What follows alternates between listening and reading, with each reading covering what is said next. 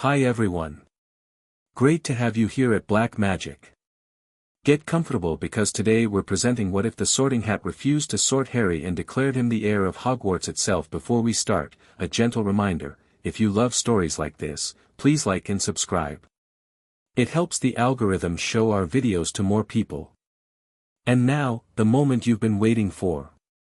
Chapter 1, The Fifth House. Harry's stomach twisted into knots as the Great Hall fell silent. Professor McGonagall had just called his name, and the whispers that followed him to the stool made his ears burn.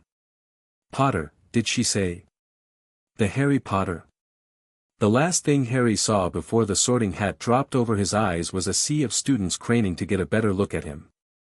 Then darkness. Said a small voice in his ear. Difficult. Very difficult. Harry gripped the edges of the stool. Not Slytherin, he thought desperately. Not Slytherin, said the voice. Are you sure? You could be great, you know, it's all here in your head, and Slytherin would help you on the way to greatness, no doubt about that. Harry's knuckles went white. Not Slytherin, please. Well, if you're sure, but wait. The hat went suddenly still on his head. Oh my. Oh my, indeed. Harry frowned. The hat had gone completely silent for nearly a minute. The Great Hall's silence had shifted from anticipation to confusion. Is something wrong? Harry whispered. Wrong? No. Unexpected? Absolutely. The hat's voice had changed, gaining a reverent quality that made Harry's skin prickle. In all my years, and there have been many, I never thought. You cannot be sorted, Harry Potter. What? Why not? Panic flared in Harry's chest. Would they send him home? Back to the Dursleys? Because you don't belong to any single house, the hat replied. You belong to all of Hogwarts. The castle itself has chosen you. Before Harry could ask what that meant, the hat's brim opened wide, but instead of announcing a house, it spoke in a booming voice that echoed throughout the Great Hall, not Gryffindor, nor Hufflepuff, not Ravenclaw, nor Slytherin. For the first time in 1,000 years, the heir of Hogwarts stands within. The castle claims its chosen one, the fifth house now appears. The magic of the Founders Four united in this child resides. The Great Hall erupted. Professor McGonagall yanked the hat off Harry's head, her face pale with shock. Harry blinked in the sudden light, facing hundreds of stunned expressions. At the teacher's table, Dumbledore had risen to his feet, blue eyes intense behind his half-moon spectacles. What's happening? Harry asked McGonagall. She opened her mouth to respond but seemed at a loss for words. Dumbledore had already rounded the table and was striding toward them, his purple robe swishing. The sorting will continue momentarily, Dumbledore announced to the hall. Mr. Potter, if you would please follow me. Harry stumbled after the headmaster, acutely aware of every eye tracking his movement. He caught a glimpse of Ron's bewildered face among the unsorted first years and Hagrid's concerned frown from the end of the staff table. As they neared the exit, Harry noticed a thin professor with a purple turban watching him with unnerving intensity. They walked in silence through torchlit corridors, climbing staircases that seemed to shift direction specifically to assist their journey. Finally, Dumbledore stopped before a large stone gargoyle. Chocolate frog, he said, and the gargoyle leapt aside, revealing a spiral staircase that moved upward like an escalator. After you, Harry. Inside the headmaster's office, McGonagall arrived moments later with the sorting hat clutched in her hands. She placed it carefully on Dumbledore's desk. Albus, in all my years, she began. Indeed, Minerva. Most unprecedented. Dumbledore turned to Harry. I believe we require an explanation from our friend here. He nodded toward the hat. The sorting hat twitched. I sort students according to their qualities and the Founder's wishes. This boy cannot be sorted because he embodies the legacy of all four Founders equally. That's impossible, McGonagall said flatly. Nevertheless, it is true, the hat replied. Hogwarts itself recognizes him. He is the heir, not of a single founder, but of the school in its entirety. Harry found his voice. Sir, I don't understand. I can't be anyone's heir. My parents were. This is not about bloodlines, Potter, the hat interrupted. Though that may play a part we don't yet understand. This is about magical resonance. You possess qualities valued by all four houses in perfect balance, and something more, a connection to the castle's magic that I haven't sensed since the founders walked these halls. The castle has chosen. Dumbledore mused, stroking his beard. Fascinating. Albus, what does this mean practically? McGonagall asked. Where will he sleep? Which house will earn his points? Who will be responsible for him? All excellent questions. Dumbledore's eyes twinkled as he looked at Harry. I suspect Hogwarts itself has already made arrangements. As if on cue, a deep rumbling vibrated through the office. The walls trembled slightly, and a drawer in Dumbledore's desk slid open of its own accord. Inside lay a dusty key with a peculiar crest, the Hogwarts shield, but with a fifth segment in the center where the four houses met. Ah, Dumbledore smiled, picking up the key. It seems the castle is indeed making arrangements. The journey back through the corridors was surreal. Students peeked from behind statues and tapestries as they passed, whispering furiously. Harry heard snatches of conversation, Heir of Hogwarts, never happened before, special powers. And wanted to disappear. Professor, he asked quietly, what does being the heir of Hogwarts actually mean? I confess I don't entirely know, Dumbledore replied. There are legends, of course. The founders created provisions for one who might someday unite the houses, but in 1,000 years, no student has triggered this response from the Sorting Hat.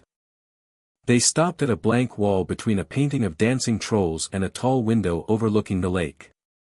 Nothing about it seemed special, yet Dumbledore held out the key to Harry. I believe this is yours to use. Harry took the key uncertainly.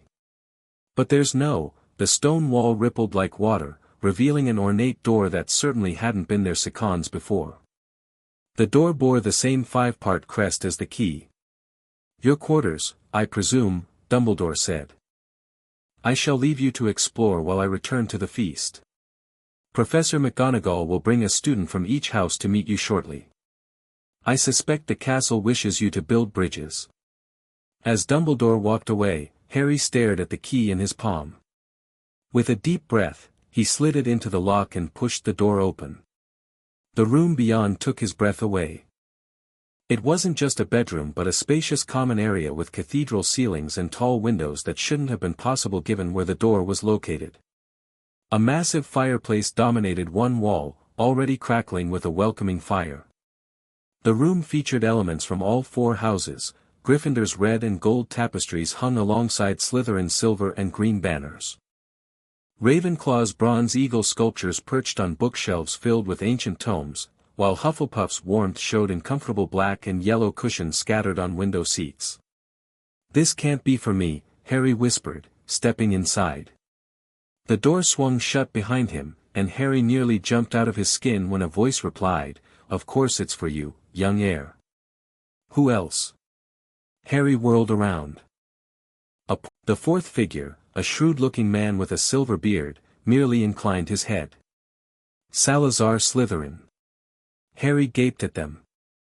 But why am I seeing you? I'm nobody special. The four founders exchanged glances.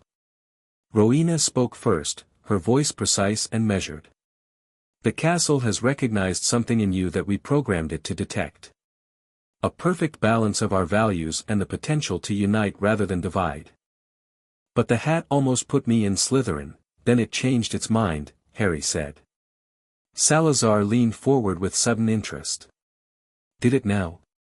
Fascinating. Godric waved dismissively. The hat considers many factors. What matters is the final determination. I don't understand what I'm supposed to do, Harry admitted. Helga's smile was motherly. For now, simply learn. The castle will guide you. Before Harry could ask more questions, a knock came at the door. The Founder's portrait immediately reverted to an empty frame. "Come in," Harry called, still dazed. Professor McGonagall entered, followed by 4 students. Harry recognized Ron Weasley from the train, looking around with his mouth hanging open. Beside him stood a bushy-haired girl with an intensely curious expression, a round-faced boy who seemed terrified to be there, and, Harry's stomach dropped, the blonde boy from Madame Malkin's whose arrogant attitude had reminded him of Dudley. "Mr. Potter," McGonagall said formally, "as the heir of Hogwarts, you'll need to understand all houses. I've brought representatives to assist you, Mr. Weasley from Gryffindor, Miss Granger from Ravenclaw, Mr. Longbottom from Hufflepuff, and Mr. Malfoy from Slytherin."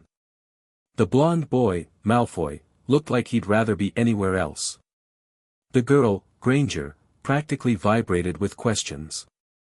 Ron gave Harry a small wave, while the Hufflepuff boy seemed to be trying to disappear into the floor. "I'll leave you to get acquainted," McGonagall said. "Your trunk has been brought up. Classes begin tomorrow." She hesitated. "This situation is unprecedented, Potter. We're all navigating uncharted territory." With that surprisingly gentle statement, she left. An awkward silence fell over the 5 first years. Ron broke it first. "Bloody hell, Harry. You've got your own castle inside the castle." "Language, Weasley," Malfoy sneered, then turned to Harry. "So Potter, already found a way to make yourself even more special? Not content with just being the boy who lived?" "I didn't ask for any of this," Harry said, heat rising in his cheeks. The girl, Granger, stepped forward, ignoring the tension. "This is absolutely fascinating. The heir of Hogwarts is mentioned in Hogwarts, a history, but it's always been considered theoretical. I'm Hermione Granger, by the way. I've read all about you, of course." "You have?" Harry asked, momentarily distracted. "Of course. You're in Modern Magical History, the Rise and Fall of the Dark Arts, and Great Wizarding Events of the 20th Century. Am I?" Harry felt increasingly overwhelmed. "I'm Neville Longbottom," the round-faced boy said quietly. "My gran's going to faint when I tell her about this." Malfoy rolled his eyes. "Yes, we're all very impressed, Potter. I suppose you think we should bow to the heir now?" "No," Harry said quickly. "Look, I don't know why this happened. I just wanted to be sorted like everyone else." Something in Harry's tone must have resonated with the others, because the atmosphere shifted subtly. Even Malfoy's expression flickered with something like uncertainty. "So what can you do?" Ron asked eagerly. "Got any special powers?" "I don't think it works like that," Harry said. Hermione had already moved to the bookshelves, running her fingers along ancient spines. "These books aren't in the library catalog. Look, personal journals of the founders."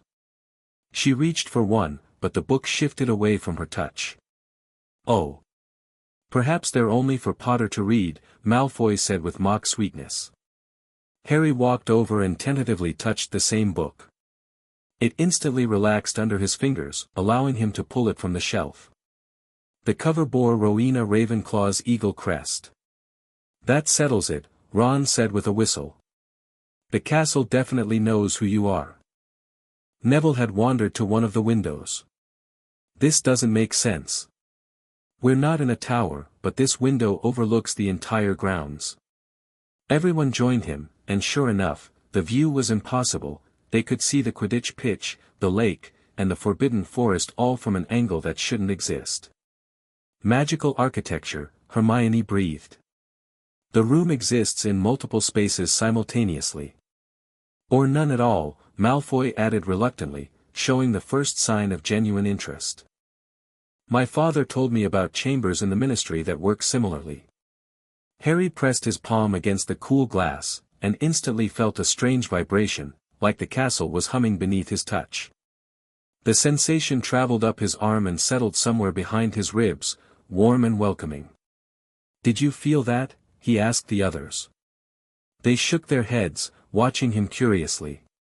The door burst open suddenly, making them all jump. A translucent, pearly white figure floated in, a ghost wearing a ruff and tights. "So it's true," the ghost exclaimed. "Nicholas de Mimsy Porpington at your service, young heir." The castle is positively buzzing with the news. The ghosts haven't been this excited since, well, I can't remember when. "You're nearly headless, Nick," Ron said. "My brothers told me about you."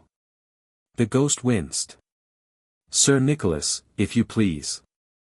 I've come to offer the collective services of Hogwarts spectral residents to the heir.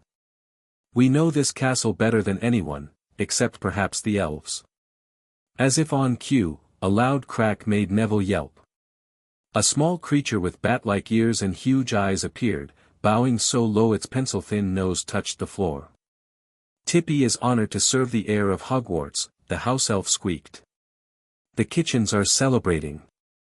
Tippy brings refreshments for the heir and his friends." With another crack, a table laden with cakes, sandwiches, and pitchers of pumpkin juice appeared near the fireplace. Malfoy looked increasingly uncomfortable with each new development. "This is ridiculous. Potter hasn't done anything to deserve this treatment." "That's what I've been saying," Harry agreed, surprising everyone, especially Malfoy. Their eyes met, and for a brief moment, something like understanding passed between them before Malfoy quickly looked away, scowling. "Well, I think it's brilliant," Ron declared, already moving toward the food. "And I'm starving since we missed the feast." As they gathered around the table, Sir Nicholas floated nearby, regaling them with tales of the castle's secrets. Harry noticed Malfoy lingering at the edge of the group, clearly torn between his disdain and his curiosity. "There are passages that even Filch doesn't know about," the ghost confided. "And rooms that appear only under certain conditions. The castle has always had a mind of its own, but now it's chosen a voice." "Me?" Harry asked, nearly choking on his pumpkin juice. "Precisely." "Oh, this hasn't happened since," Sir Nicholas stopped abruptly. "Well, that's a story for another time. I should return to the Gryffindor festivities. First night traditions and all that." He bowed deeply. "Call if you need anything, heir." After the ghost departed, Hermione bombarded Harry with questions about what the Sorting Hat had told him. Neville quietly mentioned that his grandmother would be writing to him immediately once she heard the news. Ron couldn't stop marveling at the room itself. "How do we find you tomorrow?" Ron asked Harry. "Will you eat with the Gryffindors?" It was a question Harry hadn't considered. Where would he sit? Which table would want him? "I suppose I'll figure it out in the morning," he said uncertainly. As the others headed for the door, Harry called out, "Thanks for coming. All of you." Malfoy paused at the threshold. Without turning around, he said, "Don't get used to this, Potter. Being special doesn't make you important." Then he was gone. Ron rolled his eyes. Ignore him. Typical Slytherin. But Harry wasn't so sure. There had been something in Malfoy's voice, something beyond the obvious resentment. After everyone left, Harry explored the rest of his quarters. Beyond the common room, he found a bedroom with a magnificent four-poster bed bearing the five-part crest on its hangings. The bathroom rivaled the prefect's bath he'd later learn about, with a sunken tub that could serve as a small swimming pool and taps that produced water in the colors of all four houses. Most surprising was a small circular room off the bedroom that contained nothing but a stone pedestal. When Harry approached it, the surface of the pedestal glowed softly, projecting an ethereal map of Hogwarts above it. Every floor, every room, every passage shone in minute detail. Harry watched tiny dots moving through the Gryffindor Tower, students settling into their dormitories. He spotted Ronald Weasley climbing a staircase, and Hermione Granger in what appeared to be Ravenclaw Tower. "Wicked," he whispered, then yawned hugely. The events of the day had finally caught up with him. As Harry crawled into the enormous bed, the lights dimmed automatically. Just before he drifted off, he could have sworn he felt the castle itself wishing him good night, a gentle pulse of magic that eased him into dreamless sleep. Harry woke the next morning to sunlight streaming through windows that had definitely been facing west the night before. Somehow, his bedroom now offered a perfect view of the sunrise over the lake. As he sat up, rubbing his eyes, the reality of his situation came flooding back. He wasn't a Gryffindor like his parents. He wasn't in any house at all. He was supposedly the heir of Hogwarts, whatever that meant, and today he'd have to face the entire school. Great, he muttered, dragging himself out of bed. His uniform had been laid out neatly, standard black robes, but with the Hogwarts crest on the chest rather than a house emblem. Even his tie featured the combined colors of all 4 houses woven in a complex pattern. When he put it on, the fabric seemed to shimmer slightly, the colors shifting depending on the angle. Harry found his way to the Great Hall by following the sounds of hundreds of voices. He paused at the entrance, suddenly aware of the problem he faced. 4 long tables stretched before him, one for each house. Where was he supposed to sit? The hall fell silent as students noticed him standing there. Hundreds of eyes turned in his direction, and the whispering began again, louder than ever. There he is, heir of Hogwarts, never happened before, special powers, I heard. Harry stood frozen, his face burning. Then, from the Gryffindor table, Ron waved him over enthusiastically. Relief flooding through him, Harry started toward his friend. He'd only taken 3 steps when something strange happened.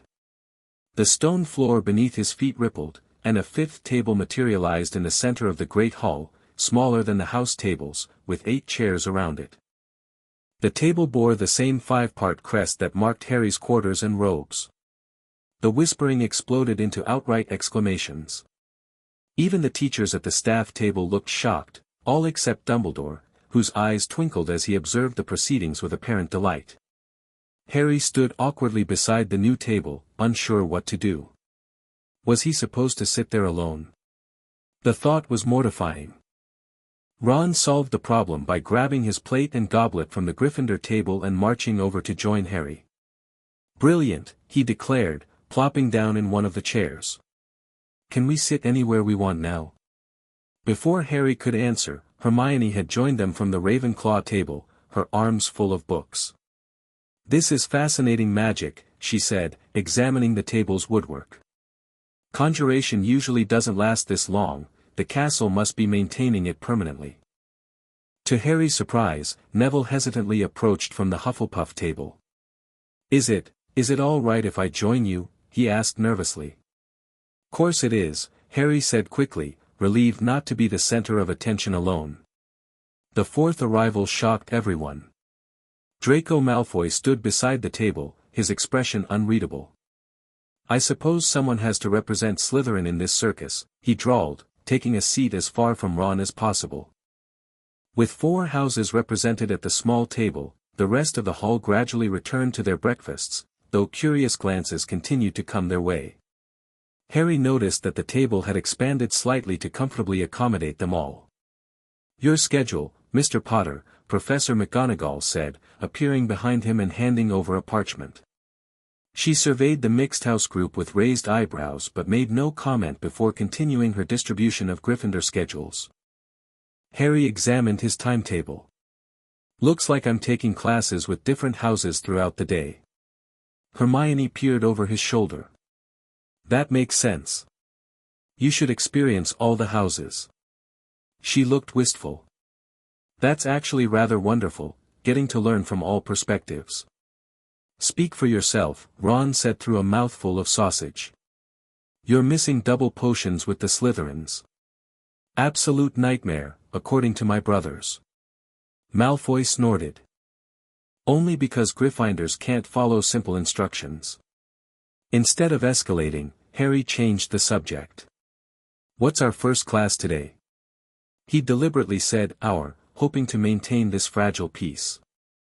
To his surprise, it worked. They compared schedules and discovered that Harry would join the Gryffindors and Slytherins for potions first thing that morning. "Good luck," Hermione said.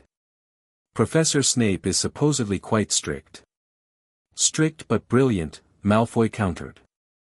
"He's my godfather, actually." This new information made Harry nervous. He'd noticed the hook-nosed professor watching him with particular dislike during the previous night's chaos. After breakfast, Harry and Ron walked to the dungeons together, with Malfoy several paces ahead, now rejoined by his Slytherin friends who kept shooting suspicious glances back at Harry. "Why's Malfoy suddenly hanging around you anyway?" Ron asked quietly. "McGonagall brought him with the rest of you last night," Harry explained. "I think it's about house unity or something." Ron looked skeptical. "Slytherins don't do unity. They're a sneaky lot."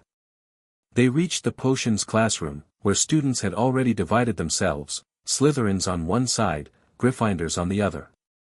Harry hesitated, unsure where to place himself. The decision was made for him when Professor Snape swept in, black robes billowing. His cold eyes landed on Harry immediately.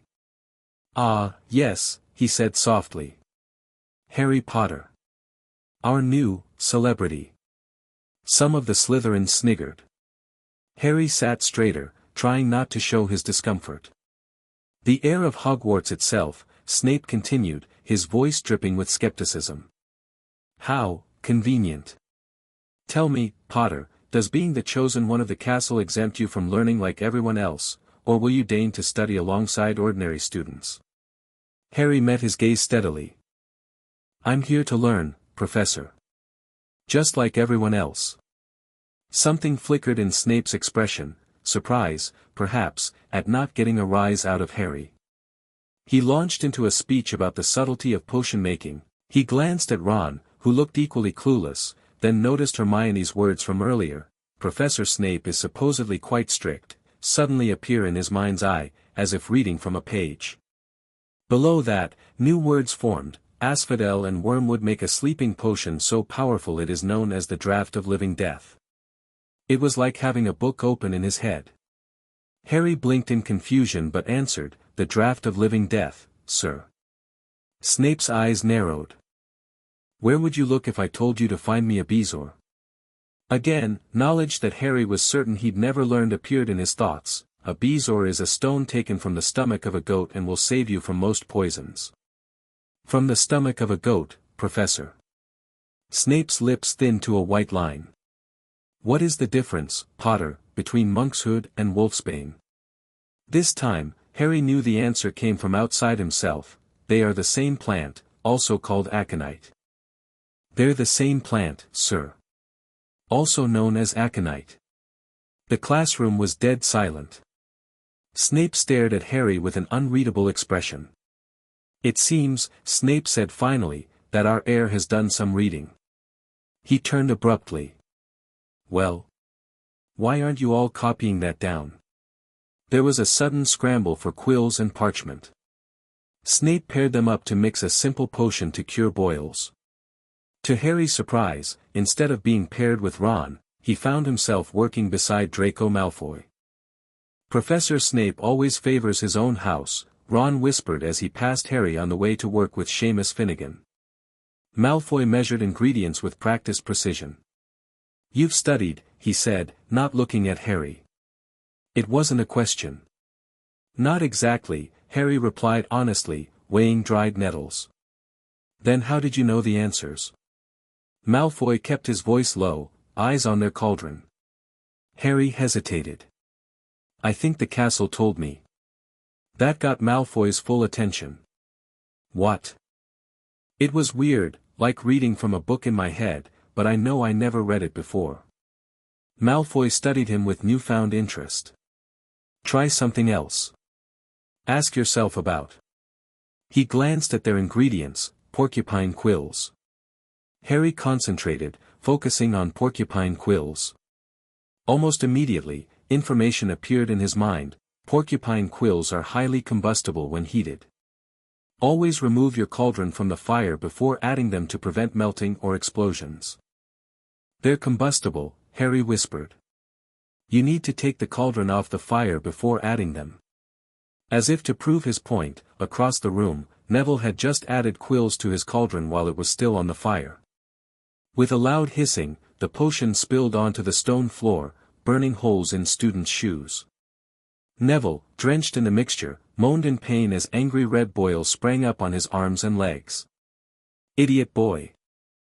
Snape snarled, clearing the spilled potion with a wave of his wand. "Take him to the hospital wing," he barked at Neville's partner. As they left, Snape rounded on Harry. "Why didn't you tell him not to add the quills, Potter? Thought he'd make you look good if he got it wrong." "That's another point from," he stopped, seemingly remembering that Harry had no house to lose points from. "Actually, sir," Malfoy spoke up, shocking everyone including himself by his expression, "Potter just told me about the porcupine quills right before Longbottom's accident. We hadn't seen what he was doing." Snape looked between Malfoy and Harry, clearly thrown by his favorite student defending Potter. "I see," he said finally, and swept away to criticize the Gryffindor's work. "Why did you do that?" Harry asked quietly. Malfoy didn't answer immediately, adding ingredients to their cauldron with careful attention. Finally, he muttered, "My father always says knowledge is power. If you really can access the castle's knowledge, that's significant." They worked in silence for the remainder of the class. Their potion turned out perfect, exactly the shade of pink described in the textbook. "Acceptable," he said curtly, which Harry would later learn was high praise from Snape. As they packed up their supplies, Malfoy said quietly, "My father will hear about this heir business. He's on the board of governors." It sounded like a threat, but Harry detected something else in Malfoy's voice, uncertainty, perhaps even reluctant respect. "Is that supposed to scare me?" Harry asked. The corner of Malfoy's mouth twitched. "Not scare. Inform." He hesitated. "This changes things, Potter." Before Harry could ask what he meant, Malfoy had rejoined his Slytherin friends, leaving Harry to walk with Ron to their next class, herbology with the Hufflepuffs. By lunchtime, word of Harry's performance in potions had spread throughout the school. Students whispered as he passed in the corridors, and even the ghosts seemed to bow slightly when they floated by him. The fifth table appeared again in the Great Hall, and this time several more students approached cautiously, asking if they could join. "It's not my table," Harry said, uncomfortable with his apparent authority. "Anyone can sit here." Soon the table had magically expanded to accommodate about 20 students from all four houses, though the Slytherin contingent remained smallest with only Malfoy, a quiet girl named Daphne Greengrass, and a tall boy called Blaise Zabini. Hermione was peppering Harry with questions about his apparent access to knowledge. "It's like having a direct link to the Hogwarts library. Do you think you could access information about advanced spells? Or the founders themselves?" "I don't know," Harry admitted. "It's not like I can just ask it anything. It sort of offers information when I need it." "Fascinating," Hermione breathed. Professor Flitwick, a tiny wizard who had to stand on a pile of books to see over his desk, squeaked excitedly when he called Harry's name during roll call. "The heir himself," he exclaimed, toppling off his stack of books in excitement. The Ravenclaws were particularly interested in Harry's connection to the castle's knowledge, with several of them suggesting experiments to test its limitations. Harry found himself simultaneously overwhelmed by their intense curiosity and grateful for Hermione's presence as she deflected some of the more intrusive questions. They were practicing wand movements, no actual magic yet, when Harry felt a strange sensation. The wand in his hand seemed to vibrate slightly, and he felt a pull toward a particular pattern that wasn't the one Flitwick had demonstrated. Following instinct, Harry moved his wand in the modified pattern. Immediately, a shower of blue and bronze sparks erupted from its tip, Ravenclaw colors. "Oh my!" Professor Flitwick clapped his tiny hands. "Mr. Potter has just performed a perfect Ravenclaw salute, a charm traditionally used by graduates of our house. How extraordinary that you should know it." "I didn't know it," Harry said honestly. "My wand sort of showed me. This caused even more excitement among the knowledge-hungry Ravenclaws. By the end of class, Harry had demonstrated 4 different house-specific charms, each producing colored sparks representing the different houses. The castle is teaching you, Hermione concluded as they left class. It's like having 4 heads of houses as personal tutors. Harry's final class of the day was Defense Against the Dark Arts with the Hufflepuffs. The moment he entered Professor Quirrell's classroom, a painful headache lanced through his scar. He winced, pressing his hand to his forehead. "Why, you all are right, P. Potter?" Quirrell stammered, watching Harry with an intensity that didn't match his nervous demeanor. "Fine, Professor," Harry said, taking a seat beside Neville. But the pain persisted. While his classmates were taking notes or staring at Quirrell with varying degrees of interest, Harry could see faint dark tendrils of something emanating from beneath Quirrell's purple turban. He blinked and rubbed his eyes, but the strange aura remained visible only to him. When he focused on it, a warning seemed to pulse through his connection to the castle: danger. Deception. Dark magic. Harry tensed, glancing around to see if anyone else noticed anything strange. The Hufflepuffs seemed completely oblivious, but when Harry caught Quirrell's eye, the professor abruptly turned away, increasing the distance between them. "Did you notice anything weird about Professor Quirrell?" Harry asked Neville as they left class. "He's a bit nervous, isn't he?" Neville replied. "Gran says the defense position is cursed, no teacher lasts more than a year." "Not that. It was like..." Harry trailed off, unsure how to explain what he'd seen without sounding crazy. When they reached the entrance hall, they found Ron waiting with his twin brothers, Fred and George. "There he is," one of the twins declared. "The heir apparent." "Your Majesty," the other twin bowed theatrically. "We, your humble servants, request an audience." Harry couldn't help but laugh. "I'm not a king." "Of course not." "Much better, you're the heir of Hogwarts." Fred, or possibly George, exclaimed. "Do you know what this means?" "No one does." "It means," George, or possibly Fred, said, lowering his voice conspiratorially, "you have access to the greatest pranking potential in Hogwarts history." "We're experts in mischief," his twin added. "But you could take it to an entirely new level." Ron rolled his eyes.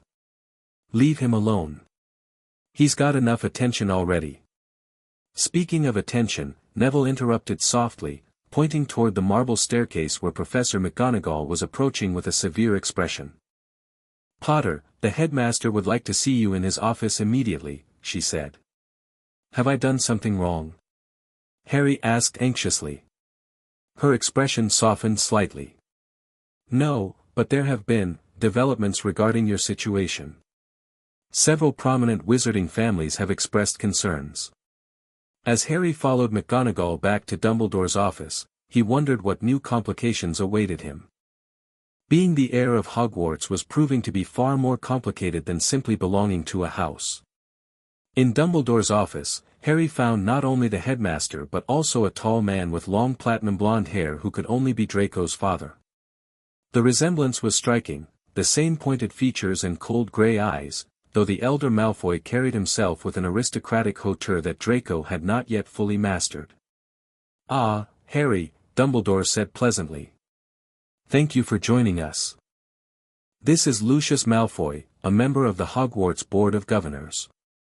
"Mr. Potter," Lucius said, not extending his hand but examining Harry as if he were an interesting but potentially dangerous specimen.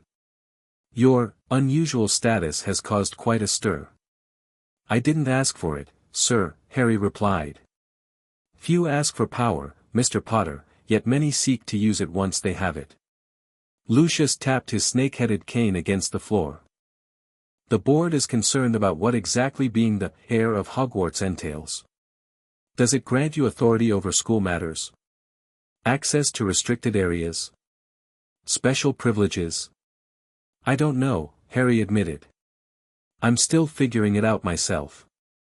"Precisely the problem," Lucius said silkily. An 11-year-old boy with undefined powers within these walls poses certain risks.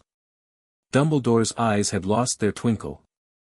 I have assured the board that Harry's position is primarily symbolic and educational. The day-to-day running of Hogwarts remains unchanged. Yet he commands his own table in the Great Hall, Lucius countered. Draws students away from their houses. Accesses knowledge beyond his years. Harry felt a flash of irritation. I didn't ask for the table, it just appeared. And anyone can sit there. As for knowledge. He hesitated, unwilling to reveal too much to this cold, calculating man. Dumbledore intervened smoothly. The castle's response to Harry is indeed unprecedented, but hardly threatening, Lucius. If anything, we're witnessing Hogwarts returning to the Founder's original vision of unity. Unity, Lucius repeated with a slight curl of his lip. How progressive. He turned back to Harry. My son tells me you can commune with the castle itself. Is that true?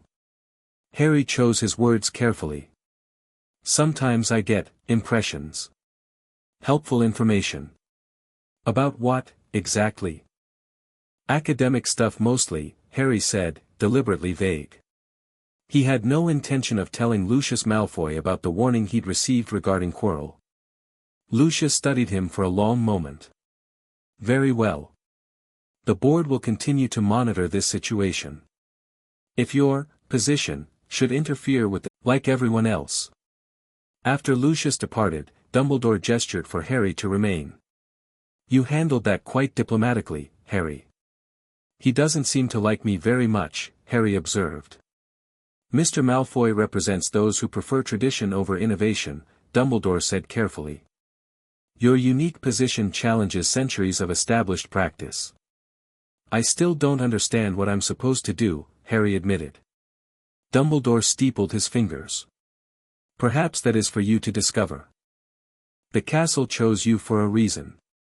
But why me? I don't know anything about magic. I was raised by muggles. And yet, here you are, Dumbledore said simply. Perhaps your outsider's perspective is precisely what Hogwarts needs. His blue eyes twinkled again. How are you finding your classes?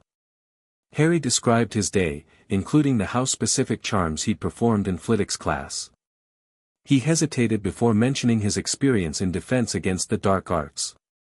Professor Quirrell seems odd, he said finally.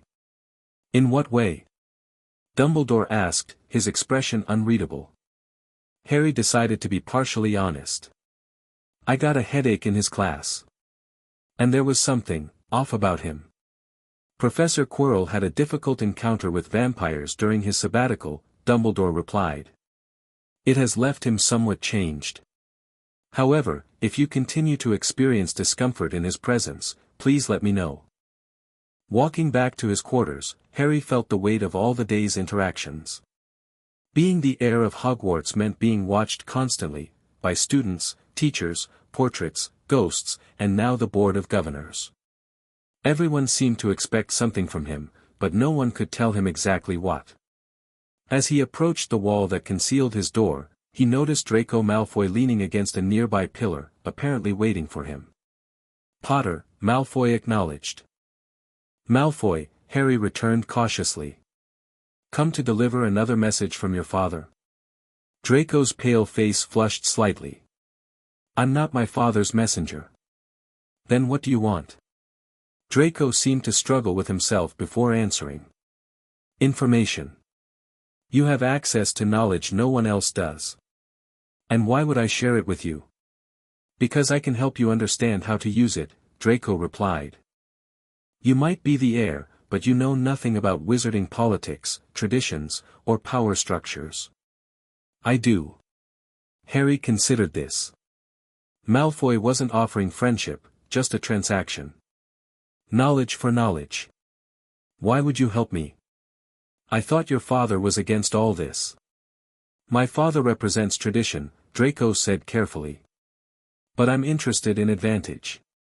You have one. A significant one. Harry almost smiled. Slytherin ambition, naked and unashamed. What do you want to know? He asked. Can you really access all of Hogwarts knowledge? What are the limits? Harry thought about his experiences so far. It's not like having a book I can open anytime. The knowledge comes when I need it, or when the castle thinks I need it. In potions, when Snape questioned me. In charms, with the wand movements. Draco nodded slowly. And you can see things others can't. Harry tensed. What makes you say that? You were staring at Quirrell like you could see through him, Draco observed. And you kept rubbing your scar. Harry hadn't realized his reaction had been so obvious. I saw something strange around his turban. Like dark shadows. Draco's eyes widened slightly. Dark magic? Maybe. Harry hesitated, then decided to reciprocate. What can you tell me about the Board of Governors? How much power do they have? Technically, they oversee major school policies and can overrule the headmaster on administrative matters, Draco explained. In practice, Dumbledore usually gets his way, but if enough governors unite against him. He shrugged. My father has significant influence there.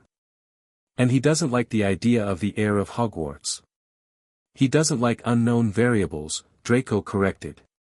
Especially ones connected to Harry Potter. They had reached a strange impasse, not friends, not quite enemies, but somehow bound together by the unique situation. Malfoy, Harry said suddenly, why did you defend me in potions today? With Snape. Draco looked uncomfortable. Call it intellectual curiosity. Besides, if someone's going to take Potter down a peg, it should be me, not Longbottom's incompetence. It was such a Malfoy answer that Harry almost laughed. Right. This doesn't make us friends, Potter. Wouldn't dream of it, Malfoy. But as Draco walked away, Harry had the distinct impression that something had shifted between them, a foundation for something that wasn't friendship, exactly, but might someday be alliance. The first weekend at Hogwarts brought a surprising invitation. At breakfast Saturday morning, Harry found a note beside his plate at the now permanent fifth table. Mr. Potter, would you join me for tea this afternoon at my hut? Around 3. Hagrid's brilliant, Ron said when Harry showed him the note. Bit mad about dangerous creatures, but heart of gold. That afternoon, Harry and Ron made their way across the grounds to Hagrid's hut on the edge of the Forbidden Forest. The gamekeeper welcomed them warmly, though his boarhound Fong immediately slobbered all over Ron's robes. Bin meanin ter invite ya over, Hagrid said, pouring tea into mugs the size of soup bowls. Wanted ter check how you're settlin' in, especially with all this air business. It's strange, Harry admitted. Everyone's watching me, expecting things. Hagrid nodded sympathetically. Ye've been thrown in the deep end, no mistake. But if anyone can handle it, it's James and Lily Potter's son. The mention of his parents made Harry sit up straighter. Did you know them well? Course I did. Your dad was always gettin' into mischief with that gang o' his, but good-hearted. And Lily, brightest witch of her age, she was. Heart as big as a dragon's. Hagrid's beetle-black eyes crinkled with fondness. They'd be right proud of ya, Harry. Heir of Hogwarts. Though I reckon they'd be worried too, it's a lot fairer young lad. What does it actually mean, Hagrid? Harry asked. Everyone keeps talking about it, but no one seems to know what I'm supposed to do. Hagrid stroked his wild beard thoughtfully. Well, there's legends, oh, course. Stories passed down through the centuries about a student who would come along someday and reunite the houses as the founders intended. Reunite them? They seem pretty firmly separated to me, Ron said, dunking a rock cake into his tea to soften it. That's just it, Hagrid replied. The houses weren't meant to be rivals, they were meant to complement each other. Gryffindor courage, Hufflepuff loyalty, Ravenclaw wisdom, Slytherin ambition, all parts of a whole, see? Harry thought about the fifth table in the Great Hall, where students from all houses now gathered. Was that a start? But why me? He asked. I'm nothing special. Hagrid gave him a look that suggested he couldn't believe Harry's modesty. Defeated you-know-who as a baby, didn't ya? I'd call that pretty special. That was my mother's protection, Harry said quietly, repeating what Dumbledore had told him about Lily Potter's sacrifice. Maybe, Hagrid conceded. But magic recognizes magic, Harry. The castle wouldn't have chosen ya without good reason. As they walked back to the castle afterward, Ron asked, do you really think you could unite the houses? I mean, Slytherin. Harry thought about his strange half-alliance with Draco Malfoy. I don't know. But maybe it's worth trying. The next few weeks fell into a pattern. Harry attended classes with all 4 houses on rotation, gradually getting to know students from each. The 5th table in the Great Hall became a social experiment of sorts, a neutral ground where house rivalry temporarily suspended. Not everyone embraced it, of course. Many students remained firmly attached to their house tables, viewing the mixed gathering with suspicion. Harry's connection to the castle continued to develop in unexpected ways. He discovered he could find his way to any room without directions, even those he'd never visited before. Staircases never changed direction while he was on them, and doors that were known to be temperamental opened at his touch. Most disconcertingly, he began having dreams about the founders, vivid vignettes of Hogwarts in its earliest. In one particularly vivid dream, he witnessed an explosive argument between Gryffindor and Slytherin, not about blood purity as legend suggested, but about how best to protect their students from the growing hostility toward magic in the outside world. Slytherin favored isolation and secrecy, while Gryffindor believed in building bridges with sympathetic muggles. Neither was entirely wrong, Harry realized upon waking, just prioritizing different aspects of the same goal, keeping their students safe. Harry began sharing these insights with his growing circle of friends from different houses. Ron remained his closest confidant, but Hermione's intellectual curiosity made her an ideal sounding board for the historical knowledge Harry was acquiring through his dreams. Neville, initially shy and uncertain, proved to have a gift for making people feel welcome at the 5th table, gradually drawing in more Hufflepuffs who might otherwise have stayed away. The Slytherins remained the most resistant. Only Draco, Daphne, and Blaise regularly joined the mixed group, and Draco maintained a careful distance, more observer than participant. But Harry noticed he listened intently whenever Harry shared information from his dreams or his connection to the castle. One evening in mid-October, as Harry returned to his quarters after a particularly grueling Quidditch practice, McGonagall had insisted he try out for the combined house team after seeing him fly in his first lesson. He found Draco waiting outside his door again. "We need to talk, Potter," Draco said without preamble. "Privately." Harry raised an eyebrow but unlocked his door and gestured for Draco to follow. Inside, the fire blazed welcomingly and a tray of hot chocolate had appeared. The castle often anticipated Harry's needs after Quidditch in the autumn chill. "What's so urgent?" Harry asked, pouring 2 mugs and offering one to Draco, who accepted after only a brief hesitation. "Something's happening with the 3rd-floor corridor," Draco said bluntly. "The one Dumbledore warned everyone to avoid." Harry had almost forgotten about the headmaster's strange announcement at the start of term feast, that the 3rd-floor corridor on the right-hand side was out of bounds to everyone who didn't wish to die a very painful death. "What about it?" "Quirrell's been lurking around there," Draco said.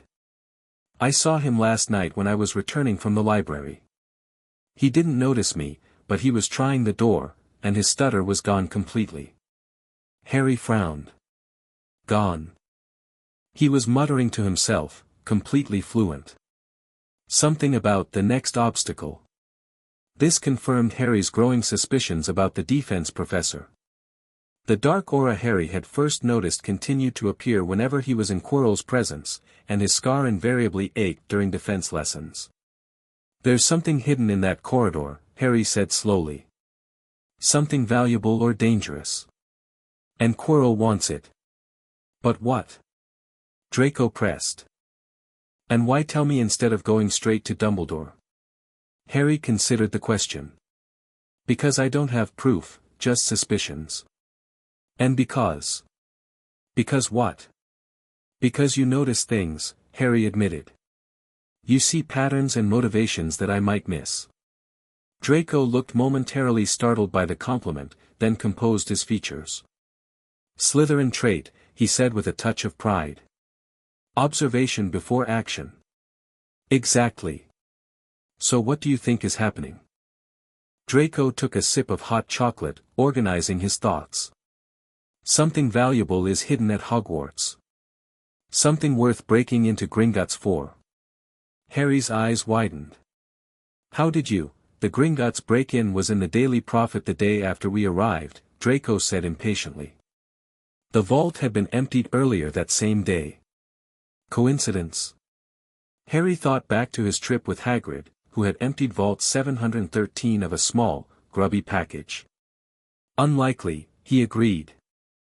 So Dumbledore's hiding whatever was in that vault here at Hogwarts, behind that door, Draco continued. And Quirrell wants it. But why? Harry wondered. What could be so valuable? Draco shrugged. Power. Wealth. The usual motivations. Harry wasn't convinced. The dark aura around Quirrell suggested something more sinister than simple greed.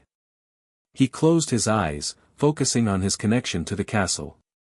What's hidden on the third floor? He asked silently. The response came not in words but in impressions, a massive three-headed dog, a series of obstacles created by different professors, and at the heart of it all, a mirror and a small red stone glowing with inner fire. The Philosopher's Stone, Harry breathed, eyes flying open. Draco nearly choked on his hot chocolate. What did you say? The Philosopher's Stone is hidden here. It can transform metal into gold and produce the elixir of life, which makes the drinker immortal. How could you possibly know that? Draco demanded. The castle showed me, Harry said simply. There's a series of protections, a three-headed dog is just the first.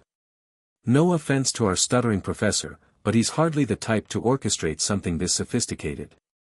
He's working for someone else, Harry agreed, his mind racing to the obvious conclusion.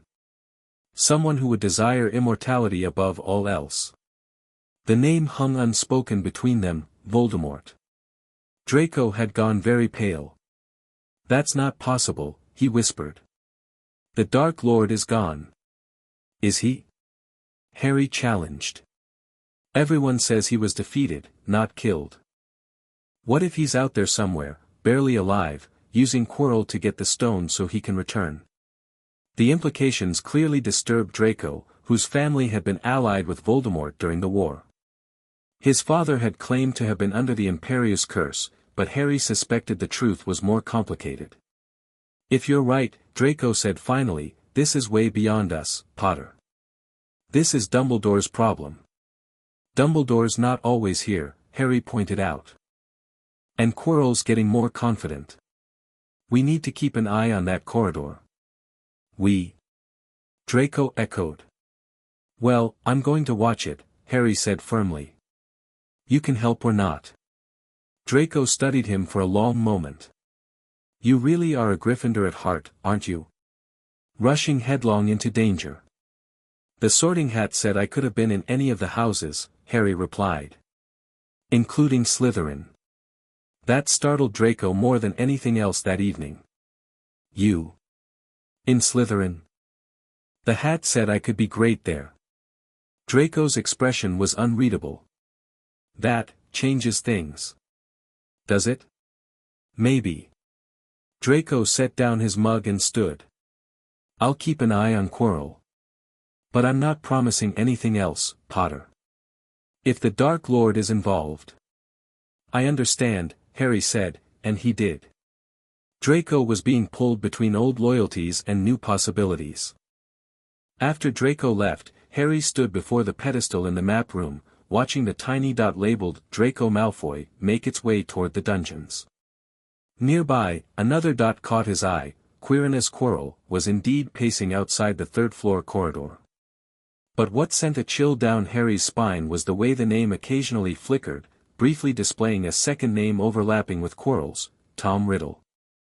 Harry didn't recognize the name, but the castle's warning was clear: Quirrell was not alone. Something, or someone, was sharing his body. And they were getting closer to their prize with each passing day.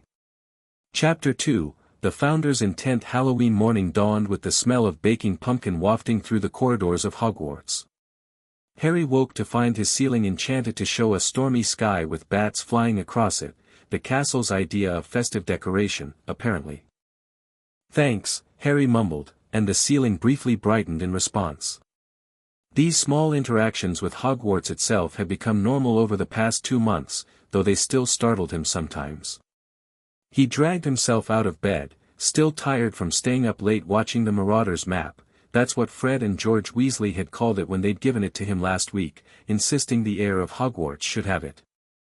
The enchanted parchment showed everyone in the castle, and Harry had been using it to track Quirrell's movements.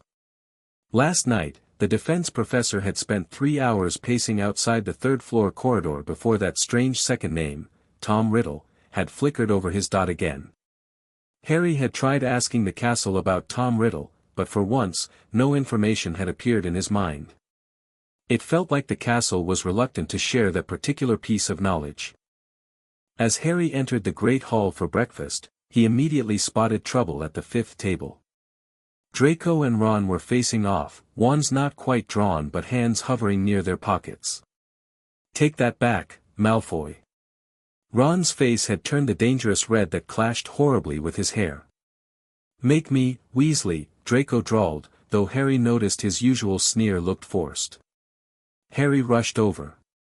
"What's going on?" Hermione, who was sitting nearby with Neville, looked relieved to see him. Malfoy suggested the Chudley Cannons should be relegated to a children's league, and things escalated from there. Harry suppressed a sigh. The tentative unity at the 5th table remained fragile, with old rivalries constantly threatening to erupt. "Seriously? Quidditch teams? That's what you're fighting about?" Harry stepped between them. "Sit down, both of you." Ron hesitated, but dropped into his seat, still glaring daggers at Draco. "He started it." "Actually," Daphne Greengrass interjected from Draco's side, "you asked his opinion on the league standings, Weasley. You just didn't like his answer." Hermione rolled her eyes. "Boys and sports. Honestly." Harry grabbed a piece of toast and sat down, deliberately changing the subject. "I had another dream last night. That caught everyone's attention." Harry's dreams about the Founders had become a regular topic of conversation at the 5th table, drawing interest even from students who otherwise might not have joined them. "What was it this time?" Neville asked eagerly. Harry took a bite of toast while organizing his thoughts. These dreams felt more like memories than ordinary dreams, vivid, detailed, and emotionally resonant. "They were choosing the location for Hogwarts," he began. "It was Hufflepuff who found this spot. She said the valley had perfect magical convergence, ley lines crossing from all 4 directions." "Ley lines?" Ron looked confused. "Magical energy pathways," Hermione explained. "They're like rivers of power flowing through the earth." "Exactly," Harry nodded. Ravenclaw tested the magic with some complicated spell that created a 3-dimensional map of the energy flows. Gryffindor was concerned about defensibility, he kept talking about Muggle settlements nearby. "And Slytherin." Harry paused, glancing at Draco, whose expression had become carefully neutral. "Slytherin was the one who suggested building underground as well as above," Harry continued. "He said, the greatest treasures and the deepest secrets should be kept below, where the Earth's magic runs strongest. That's why the dungeons and chamber network is so extensive." "See, Slytherin had the right idea," Draco said, shooting Ron a smug look. "Strategic thinking." Harry ignored the jab and continued. "The interesting part is that they built everything together. No house sections initially. The castle was designed as a whole, with shared spaces. The house divisions came later, after." He trailed off, remembering how the dream had shifted, showing increasingly heated arguments among the founders. After what? Hermione prompted. After they started disagreeing about who should attend Hogwarts, Harry said carefully. But it wasn't as simple as the stories make it sound. Slytherin wasn't just opposed to Muggleborns, he was genuinely worried about security. There had been attacks on magical children by Muggles, and he wanted stricter protections. Draco's eyebrows shot up. That's not how the story is usually told. History is written by the winners, Daphne observed quietly. Not that Slytherin was right about excluding Muggleborns, Harry added quickly, seeing Hermione's expression. Just that his motives were more complicated than pure prejudice. Did they show you where the Chamber of Secrets is? Blaise Zabini asked, speaking up for the first time. The tall Slytherin boy rarely contributed to these discussions, but always listened intently. Harry shook his head. No, though I'm pretty sure it exists. The dream ended with the four of them creating some kind of council chamber where they would meet to make decisions together. Equal voices, equal power. A council chamber. Hermione's eyes lit up. Is it still accessible? I don't know, Harry admitted. But I got the feeling it might be. Something about the way the castle showed me that part of the dream felt like an invitation. Before anyone could respond, a familiar drawling voice came from behind them. Well, well. The illustrious fifth table. Breaking down house barriers one breakfast at a time. Lucius Malfoy stood there, impeccably dressed in black robes with silver fastenings, his long blonde hair tied back. Beside him stood two other adults Harry didn't recognize, a stern-looking witch with a monocle and a portly wizard with an anxious expression. Draco immediately straightened. Father. I didn't know you were coming today. Board of Governors business, Lucius replied smoothly, his cold eyes fixed on Harry. We're conducting an evaluation of recent developments. Harry met his gaze evenly. Good morning, Mr. Malfoy. Lucius inclined his head slightly. Mr. Potter. I see you've continued to innovate. This table arrangement is most unconventional. But effective, Harry countered. Students from all houses learning from each other. Isn't that what Hogwarts is supposed to be about? The witch with the monocle studied Harry with open curiosity. Amelia Bones, Mr. Potter. Head of Magical Law Enforcement and board member. My niece Susan speaks highly of your inclusive approach. Susan Bones, a Hufflepuff first year, had indeed become a regular at the fifth table. She gave a small wave from further down where she sat with Hannah Abbott. And I'm Herbert Greengrass, the portly wizard added, nodding toward Daphne. My daughter seems to find your table stimulating, Mr. Potter. Daphne looked mortified at being mentioned, but held her composure. We're here to observe classes today, Lucius explained, his tone suggesting this was far from a routine visit. And to evaluate the impact of your unique status on school functions. Evaluation? Harry repeated. What exactly are you evaluating? Whether the role of Heir of Hogwarts is beneficial or disruptive to the educational environment, Lucius replied coldly. Some parents have expressed concerns. Harry felt a surge of defensiveness. The only thing that's changed is students from different houses talking to each other. How is that disruptive? Lucius's smile didn't reach his eyes. Change is always disruptive, Mr. Potter. Whether it's beneficial depends on one's perspective. He turned to Draco. A word, son. Draco followed his father a short distance away, where they spoke in hushed tones. From Draco's tense posture, the conversation wasn't pleasant. Amelia Bones leaned closer to Harry.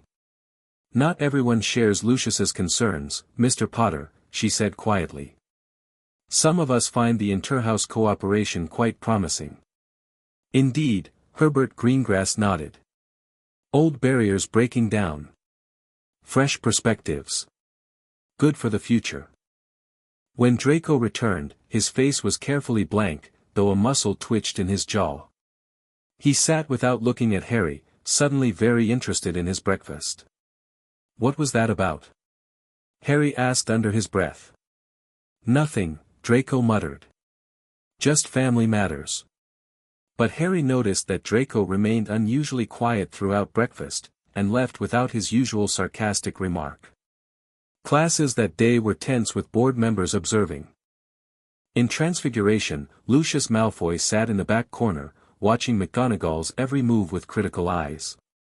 In Charms, Amelia Bones took notes as Flitwick demonstrated the levitation charm. And in Potions, Herbert Greengrass observed as Snape prowled the dungeon, somehow even more intimidating than usual. By lunch, rumors were flying. The board was considering removing Dumbledore. They were going to revoke Harry's status as heir.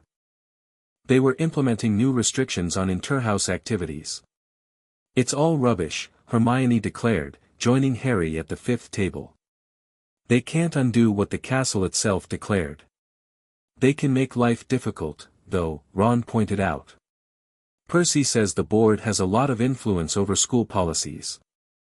Harry noticed Draco sitting alone at the Slytherin table instead of joining them. Crabbe and Goyle, Draco's usual shadows, flanked him like bodyguards. I think Lucius Malfoy told Draco to stay away from us, Harry said quietly. Hermione followed his gaze. That would explain it.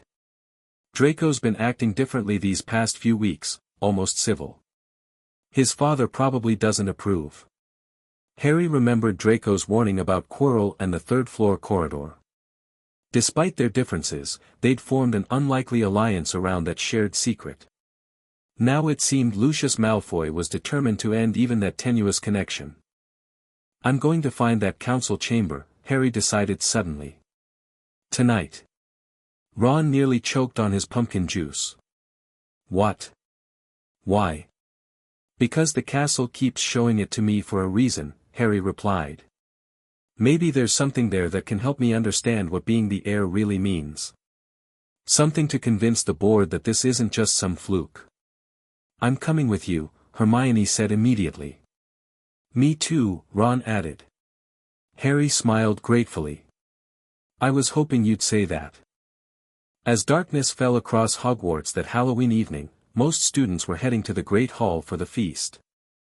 Harry, Ron, and Hermione, however, were huddled in Harry's quarters, examining the Marauders map.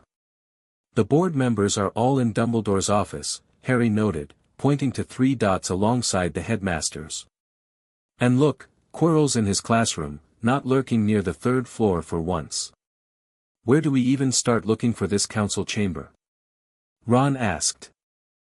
Hogwarts is massive. Harry closed his eyes, concentrating on his connection to the castle. Show me, he whispered. Show me where they met. For a moment, nothing happened. Then, like a compass needle finding north, Harry felt a pull, down and toward the center of the castle. It's below us, he said, opening his eyes. Somewhere in the middle levels, between the ground floor and the dungeons. Hermione was already scanning the map. There's nothing marked in that area. Just stone walls. That doesn't mean it's not there, Harry pointed out. The castle hides things all the time. Rooms that only appear when you need them, passages that change destination. Like your quarters, Ron nodded. Not on the map either. Harry folded the parchment carefully. Let's go. We'll follow the feeling. They slipped out, Harry's special key locking the hidden door behind them. The corridors were nearly empty, with everyone already at the feast. They descended staircases that seemed to arrange themselves helpfully in their path, moving deeper into the castle. On the 1st floor, they paused at an intersection. Harry felt the pull leading them toward a seemingly solid wall. It's through there, he said, placing his hand against the cold stone. Unlike his quarters entrance, nothing happened. But how do we get in? Hermione studied the wall carefully. There must be a trigger or password. Something significant to all 4 founders. Harry thought back to his dreams. What had united the founders, despite their differences? Unity in diversity, he said suddenly. Nothing happened. In English, Harry, Ron suggested. They were English, weren't they? Actually, Ravenclaw was Scottish, Hermione corrected. And Slytherin might have had Norman ancestry, given his Hogwarts, Harry interrupted. It was simple, obvious. The one thing they had all created together. The stones rippled beneath his palm, rearranging themselves to form an archway. Beyond lay darkness. Lumos, Hermione whispered, her wand tip igniting. Ron quickly followed suit. The passage beyond was narrow and dusty, clearly unused for centuries. Cobwebs hung from the ceiling, breaking across their faces as they proceeded cautiously. The air grew cooler and slightly damp as they descended a spiral staircase that seemed to go on forever. We must be somewhere below the ground floor now, Hermione whispered. Maybe even below the dungeons. Finally, the staircase ended at a circular chamber with 5 doors, 1 straight ahead and 2 on each side. Each door bore the crest of one of the houses, with the largest door directly opposite the stairs showing the complete Hogwarts crest. Which one? Ron asked. Harry approached the central door, drawn to the familiar shield. As he neared, the crest seemed to shift, the 4 house symbols moving to create space in the center, the same modified crest that appeared on Harry's key and uniform. This one, Harry said, reaching for the handle. The door swung open at his touch, revealing a magnificent circular room beyond. As they stepped inside, torches around the walls burst into flames of different colors, red, blue, yellow, and green, illuminating a space straight out of Harry's dreams. A round table dominated the center, crafted from ancient wood and inlaid with precious metals forming the symbols of each house. 4 ornate chairs stood around it, each bearing the colors and emblems of their respective founders. But Harry's attention was immediately drawn to a 5th chair that definitely hadn't been in his dreams, newer than the others but still centuries old, bearing the 5-part crest. The heir's seat, Hermione breathed. They actually planned for this. The walls were lined with bookshelves and glass cases containing artifacts. Portraits hung in the spaces between, not of the founders themselves, but of landscapes, a misty Scottish loch, a craggy mountain peak, a sunlit meadow, and a shadowy forest glade. This is incredible, Ron said, turning slowly to take it all in. No one's been here for centuries, at least, Hermione agreed, already examining the bookshelves. These volumes, some of them look like original works by the founders themselves. Harry approached the table, running his fingers over the smooth wood. The moment he touched it, the room seemed to come alive. The torches burned brighter, and the portraits on the walls shifted, the landscapes fading away to reveal the 4 founders looking out at them. The heir returns, Rowena Ravenclaw observed, her keen eyes taking in Harry and his friends. And brings representatives from Gryffindor and Ravenclaw, Godric added, nodding approvingly at Ron and Hermione. Where are the others? Helga Hufflepuff asked, looking concerned. The circle must be complete. Give them time, Helga, Salazar Slytherin said smoothly. Rome wasn't built in a day, nor Hogwarts united in a night. Harry stepped forward. You knew this would happen. You created a place for the heir. We hoped, Godric corrected. The castle has always had its own magic, its own will. We merely provided the possibility. Why now? Hermione asked, overcoming her initial shock at addressing the founders themselves. Why Harry?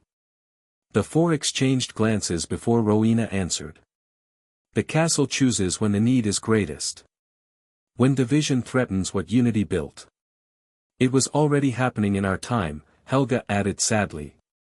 Our differences were pulling us apart, weakening what we had created together.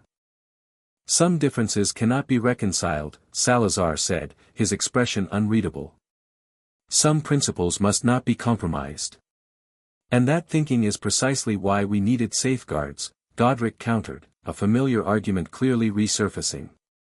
The heir represents balance, not the domination of any one philosophy. Harry felt the weight of their expectations. But what am I supposed to do?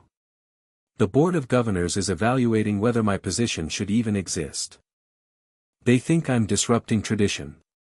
Salazar's portrait gave a cold laugh. Board of Governors? We created no such body. The castle answers to no committee. Times change, Salazar, Rowena sighed. 1,000 years brings many innovations, not all of them improvements. The heir's authority comes from Hogwarts itself, Helga said firmly. No board can revoke what the castle has granted. But they can make it difficult for Harry to exercise that authority, Hermione pointed out pragmatically. Indeed, Rowena nodded. Politics has ever been the bane of education. Then give me something to work with, Harry said, frustration edging into his voice. Everyone expects me to know what this means, but I'm figuring it out as I go. The founders exchanged looks again before Godric spoke. The table, heir. Place your hands upon it and claim your birthright. Harry hesitated, then placed both palms flat on the table's surface. Instantly, he felt a surge of magic flow up his arms and through his body, not painful, but intense, like plunging into an icy lake. The table began to glow, golden light tracing the inlaid patterns and spreading outward to form a complex magical diagram that hovered in the air above it. The heart of Hogwarts, Rowena explained. A complete magical blueprint of the castle and grounds. The floating image was like an enhanced version of the Marauder's map, a three-dimensional model showing every floor, every room, every passage of Hogwarts. Tiny motes of light moved through it, students and teachers going about their evening. Bloody hell, Ron whispered. You can see everything. Not quite everything, Salazar corrected with a slight smile. Some secrets remain hidden, even here. Harry studied the model, noticing areas that pulsed with brighter light, nodes of magical energy. The ley line convergence points, Hermione realized. Just like in your dream, Harry. The castle's foundation stones are placed at these intersections, Rowena confirmed. They channel and amplify the natural magic of the land. Harry noticed something odd about one of the nodes, a dark spot that seemed to be spreading slowly, like an infection. What's that? He asked, pointing. The founder's expressions grew grave. Corruption, Helga said softly. Dark magic tainting the castle's heart. Harry zoomed in mentally, and the model responded, expanding to show the third-floor corridor, and beneath it, the chambers holding the obstacles protecting the Philosopher's Stone. Something evil has entered Hogwarts, Godric's voice hardened. Using one of its own against it. Quirrell, Harry breathed. Or whoever's controlling him. You know of this threat? Salazar asked sharply. Harry nodded, explaining about Quirrell's strange behavior, the dark aura he could see, and the name that sometimes appeared on the map. Tom Riddle, he finished. Do you know who that is? The portraits exchanged troubled glances. The name is not familiar, Rowena said carefully. But the castle's warning is clear. This presence threatens not just the stone, but Hogwarts itself. But why would the castle choose me to face this? Harry asked. I'm just a first year. I barely know any magic. The heir is chosen for their potential, not their current ability, Godric explained. The castle sees what you may become, not merely what you are. That's not very helpful right now, Ron muttered. Perhaps not, Helga acknowledged with a kind smile. But the heir never stands alone. That is the very point of this chamber, to bring together the strengths of all houses. Harry looked around at the artifacts displayed in the cases along the walls. Are these your possessions? Tools and talismans we created together, Rowena confirmed. Left for the heir when the need arose. Harry approached one of the cases, drawn to a simple silver ring bearing the Hogwarts crest. As he neared, the case opened of its own accord. The Founder's Ring, Godric explained. It attunes the wearer more deeply to the castle's magic. We each wore it in turn when channeling power through the foundation stones. Harry picked up the ring carefully. It felt warm in his palm, almost alive. Is it safe to use? Hermione asked cautiously. For the heir, yes, Rowena assured her. For others, less predictable. Harry slipped the ring onto his right hand. Immediately, his connection to Hogwarts intensified dramatically. He could feel the pulse of the ley lines beneath his feet, sense the movements of hundreds of students above them, even taste the magic in the air like electricity before a storm. Whoa, he gasped, momentarily overwhelmed by the sensory input. It will take time to adjust, Helga said sympathetically. The ring amplifies what was already there. As Harry's senses stabilized, he became aware of something else, a distant clamor, a sense of panic rippling through the castle above. Something's wrong, he said, looking up. Something's happening in the Great Hall. Hermione checked her watch. We've been down here almost 2 hours. The feast should be nearly over. Harry focused on the model still hovering above the table, zooming in on the Great Hall. Students were scattering in all directions, while teachers moved purposefully toward the entrance hall. We need to get back, Harry said urgently. They hurried toward the door, but Harry paused at the threshold, looking back at the founders' portraits. We'll return, he promised. And next time, we'll bring representatives from all 4 houses. Choose wisely, heir, Salazar cautioned. Trust is a rare commodity in troubled times. They raced back up the spiral staircase, the passage feeling much shorter on the return journey. As they emerged onto the first floor, they nearly collided with Percy Weasley shepherding a group of terrified first-years. There you are! Percy exclaimed, looking both relieved and suspicious. Where have you been? There's a troll loose in the dungeons.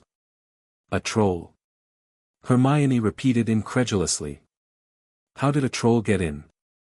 No idea, but Dumbledore's ordered everyone back to their dormitories while the teachers search for it, Percy replied.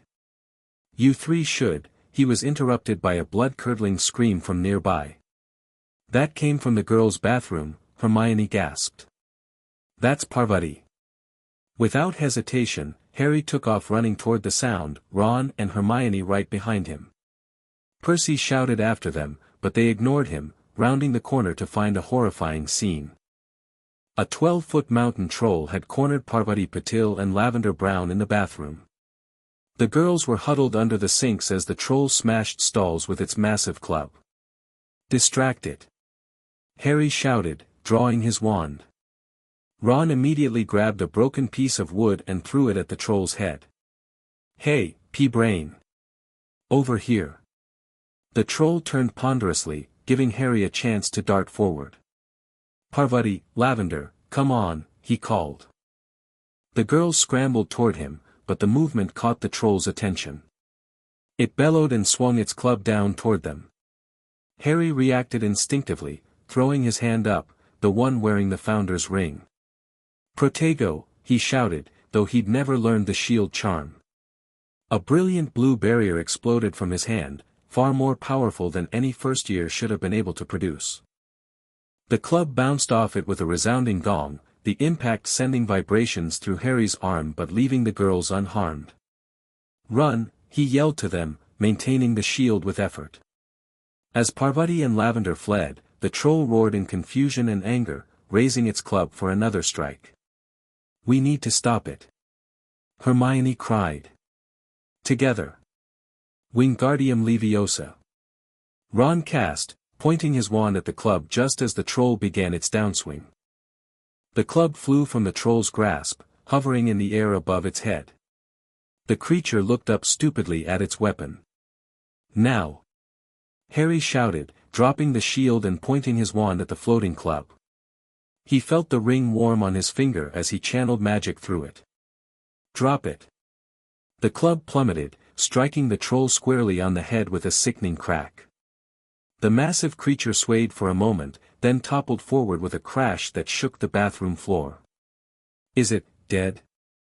Hermione asked tentatively, approaching the fallen monster. Just knocked out, I think, Harry replied, poking it cautiously with his foot. What is going on here? Demanded a furious voice from the doorway. Professor McGonagall stood there, wand drawn, with Snape and Quirrell right behind her. Her face went white at the sight of the unconscious troll. "Explain yourselves, all of you," she commanded.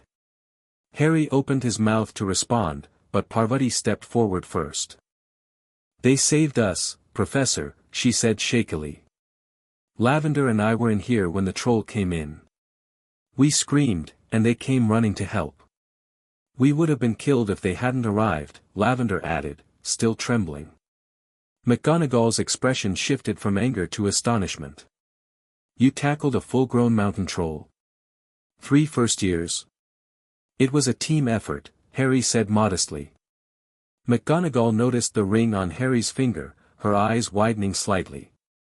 "That's... Where did you get that, Potter?" Harry hesitated, but decided honesty was best. "From the Founders' Council chamber, Professor. The castle led us there tonight." This statement clearly shocked all 3 professors. Quirrell's eyes darted to the ring with sudden intensity that made Harry's scar prickle painfully. "The council chamber?" McGonagall repeated faintly. "It actually exists." "Indeed," Snape said softly. "How convenient that Potter should discover it just as the board questions his position." Harry met Snape's suspicious gaze evenly. "The castle showed me when I needed it, Professor. I didn't plan this." "Nevertheless," McGonagall said, regaining her composure, "your actions tonight were incredibly dangerous. You should have fetched a teacher." "There wasn't time," Ron protested. "The troll was about to kill them." McGonagall surveyed the bathroom's destruction, then the unconscious troll. Finally, her expression softened slightly. "Well, not many first years could take on a mountain troll and live to tell the tale." She straightened. 5 points to each of you, for sheer dumb luck. Now return to your dormitories at once. The headmaster will want to hear about this, all of it." As they turned to leave, Harry noticed Snape's robes were torn at the knee, revealing a bloody gash beneath. The potions master quickly covered it when he saw Harry looking, his expression darkening. Outside in the corridor, Parvati caught Harry's arm. "Thank you," she said earnestly. "Really?" "Yeah, thanks," Lavender added, her usual giggly demeanor subdued by their near-death experience. As the girls headed toward Gryffindor Tower, Harry, Ron, and Hermione lingered behind. "Snape's injured," Harry said quietly. "Like he's been bitten by something." "The 3-headed dog?" Hermione guessed immediately. "You think he tried to get past it during the commotion with the troll?" "It makes sense," Ron agreed. "Everyone's distracted by a troll in the dungeons, perfect time to sneak up to the 3rd floor. But why would Snape want the Philosopher's Stone?" Hermione wondered. Harry shook his head. "I don't think it was Snape. Look." He pointed down the corridor where Quirrell was limping away, one hand pressed to his turban as if in pain. "I think Quirrell let the troll in as a diversion. But Snape suspected something and went to head him off." "We need to tell Dumbledore," Hermione insisted. "About Quirrell, about everything." "Not yet," Harry said, thinking of the dark magic corrupting the castle's foundation. "We need more proof. And I want to understand exactly what we're dealing with first." He twisted the Founder's ring on his finger, feeling its power humming beneath his skin. Whatever was coming, he was better equipped to face it now, but also more deeply entangled in the castle's fate than ever. Word of Harry's discovery spread throughout Hogwarts by morning. The defeat of the mountain troll added a new dimension to the legend of the heir, with increasingly exaggerated versions circulating among the student body. By lunchtime, Harry had supposedly commanded the castle itself to drop the ceiling on the troll, or had spoken to it in an ancient magical language, or had transformed into a magical creature himself. The 5th table was more crowded than ever, with students from all houses eager to hear the true story directly from the source. Even more significantly, Neville had brought several Hufflepuffs who'd previously kept their distance, and Daphne Greengrass had convinced 2 more Slytherins to join them. Only Draco remained conspicuously absent. "His father's still here," Blaise Zabini explained when Harry asked. Board meeting all morning. Lucius explicitly forbade Draco from associating with you. Harry glanced toward the Slytherin table where Draco sat between Crabbe and Goyle, pointedly not looking in Harry's direction. What's the board meeting about? Hermione asked Blaise. The tall Slytherin boy shrugged. Officially? Routine business. Unofficially? Damage control. Potter finding the legendary council chamber pretty much demolished their argument against the heir's legitimacy. So they've accepted it now? Ron asked hopefully. Hardly, Blaise snorted. They're just changing tactics. Malfoy's pushing for oversight, a committee to monitor the heir's activities and authorities. Harry rubbed the founder's ring, which hadn't left his finger since he'd found it. He'd discovered that by concentrating, he could minimize its effects when they became overwhelming, but he could still sense the castle's magic flowing around him. They can try, he said quietly. But the founders were clear, the heir answers to Hogwarts, not to a committee. Speaking of the founders, Hermione lowered her voice, have you tried accessing the other doors in the chamber? The ones with the house crests? Harry shook his head. Not yet. I was thinking we should try tonight, but... He glanced meaningfully around at the mixed group at the table. Hermione caught on immediately.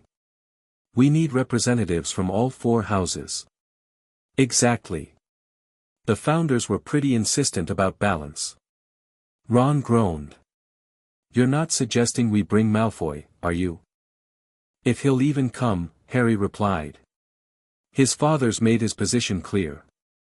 I'll talk to him, Blaise offered unexpectedly. Draco doesn't like being told what to do, even by Lucius. Position it as defiance rather than cooperation, and he might bite. Harry raised an eyebrow.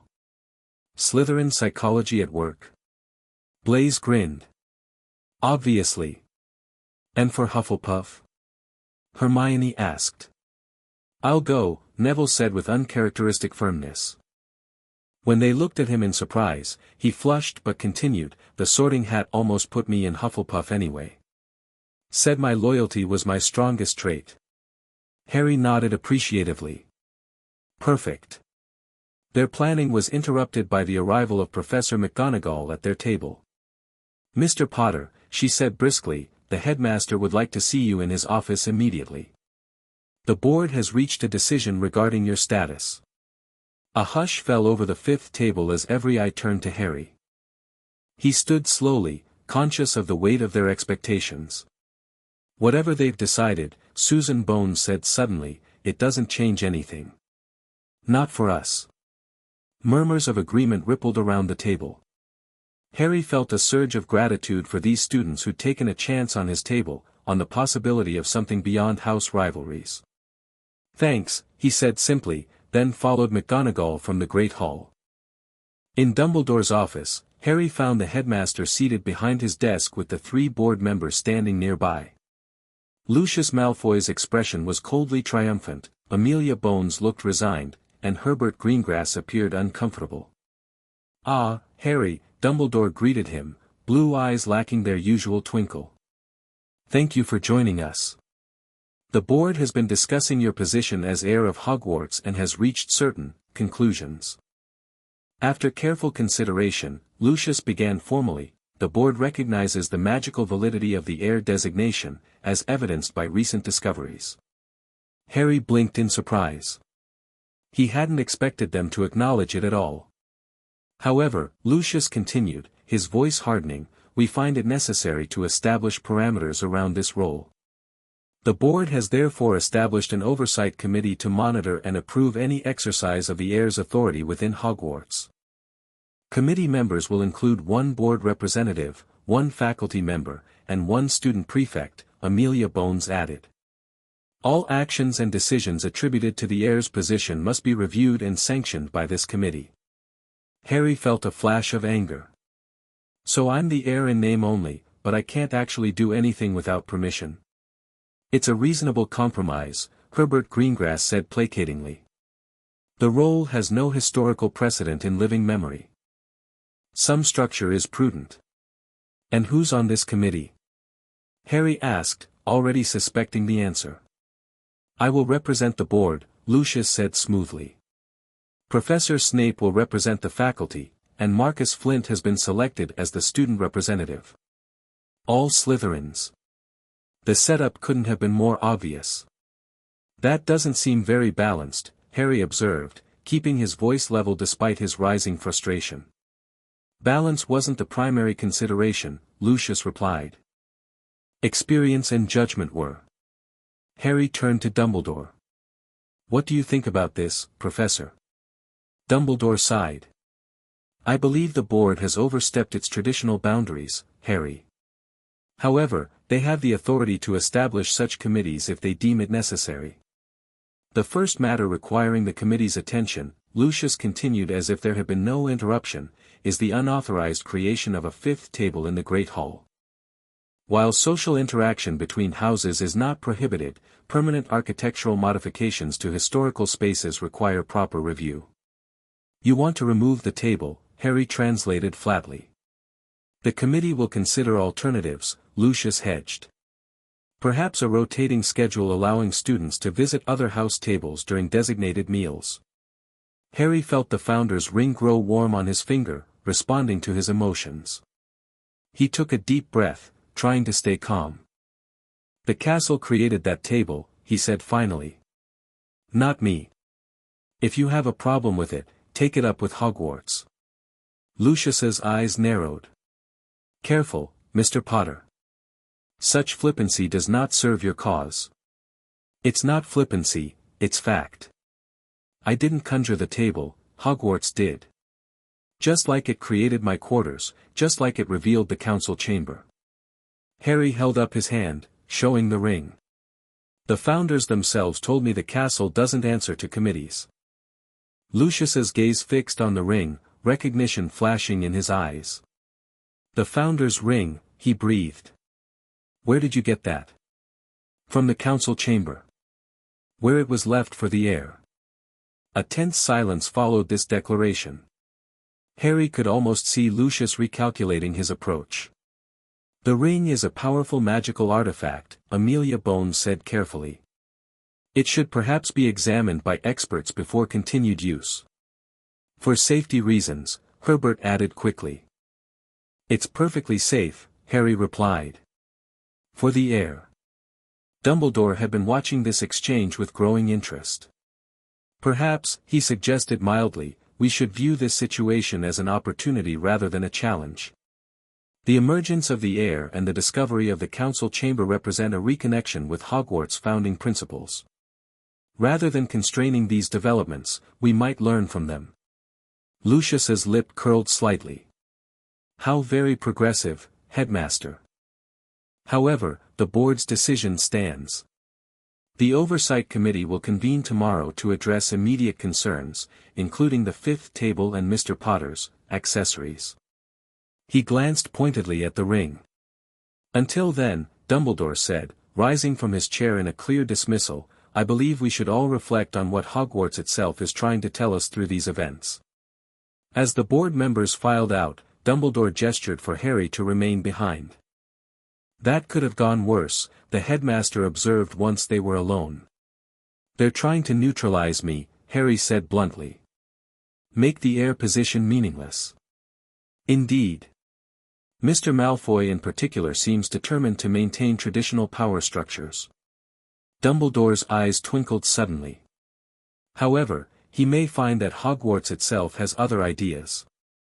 The founders said the castle doesn't answer to committees, Harry repeated. But I don't want to cause problems, Professor.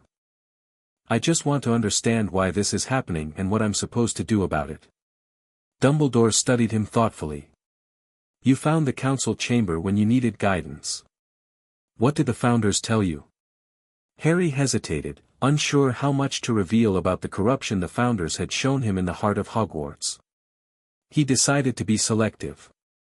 They said the heir represents balance. That the castle chooses when division threatens what unity built. Harry twisted the ring on his finger. They left tools for the heir to use when needed. This ring helps me connect more deeply to the castle's magic. Fascinating, Dumbledore murmured. And did they mention why the castle might have chosen you specifically? They said the heir is chosen for potential, not current ability. That the castle sees what I might become. Harry met Dumbledore's eyes. But I'm still just me, Professor. I don't know if I can be what they're expecting. Dumbledore smiled gently. If I may offer an observation, Harry, it is precisely that humility which suggests the castle chose wisely. He glanced at the ring. Power without perspective is merely force. The greatest challenge for those with ability has always been knowing when and how to use it. It was surprisingly similar to what the founders had told him. Harry wondered if Dumbledore had somehow communicated with them as well. The committee wants me to give up the ring, Harry said. They may want many things, Dumbledore replied cryptically. Whether they should have them is another matter entirely. He adjusted his half-moon spectacles. I would suggest that artifacts left specifically for the heir by the founders themselves fall outside the board's jurisdiction. Harry smiled gratefully. Thank you, Professor. Now, Dumbledore continued more briskly, I understand you have plans to explore the council chamber more fully tonight. Harry startled. How did you? Dumbledore's eyes twinkled. Hogwarts has many ears, Harry, and headmasters learn to listen to them all. I believe your intention to include representatives from each house is precisely the approach the founders would have hoped for. Even Slytherin. Especially Slytherin, Dumbledore corrected. Balance requires all perspectives, including those we might find challenging. As Harry turned to leave, Dumbledore added, one more thing, Harry. The Mirror of Erist has been relocated to its final position. The stone is now fully protected. Harry paused at the door. Sir. I merely mention it in case your explorations should lead you to wonder about our mutual friend's target. Dumbledore's expression turned serious. The third-floor corridor remains forbidden, Harry. Some dangers are beyond even the heir's current capabilities. Yes, sir, Harry agreed, though privately he wondered if Dumbledore knew more than he was saying about Quirrell and the corruption spreading through the castle's foundations. That evening, Harry waited in his quarters for the others to arrive. The Marauder's map lay open on the table, showing the locations of everyone in the castle. Filch was patrolling the second floor, Mrs. Norris the fourth. Dumbledore paced in his office, while most teachers were in their quarters or workrooms. Quirrell, interestingly, was nowhere to be seen, one of the map's few limitations, apparently. A knock at the door announced Hermione's arrival. Ron followed minutes later, then Neville, looking nervous but determined. Blaise said he's bringing Draco, Ron reported. Though I still don't understand why we need him. The founders were clear, Harry reminded him. Balance means all four houses. Besides, Draco's been helping track Quirrell's movements. You trust Malfoy? Ron asked incredulously. I trust his curiosity, Harry replied. And his ambition. This is potentially the magical discovery of the century, he won't want to be left out. Another knock, and Harry opened the door to find Blaise and Draco standing there. Draco looked uncomfortable but defiant. This doesn't mean we're friends, Potter, he said immediately. Wouldn't dream of it, Malfoy, Harry replied, stepping aside to let them in. Blaise rolled his eyes. Such a touching reunion. Once everyone was settled, Harry explained what they were about to do. The council chamber has 5 doors, the main entrance we used last time, and 4 others marked with the house crests. I think we need representatives from each house to open them.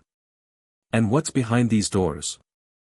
Draco asked, trying to sound bored but not quite succeeding. No idea, Harry admitted. But the founders seemed to think it was important. What about that?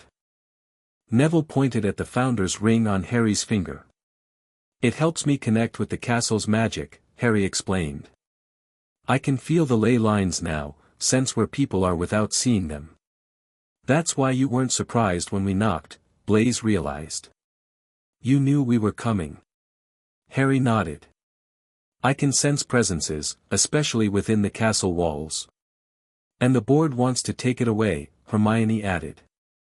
They've formed an oversight committee to control what Harry can do as heir. My father mentioned that, Draco said, looking uncomfortable. He's leading the committee. Are you going to tell him about tonight? Ron challenged. Draco met his gaze coolly. I'm here, aren't I?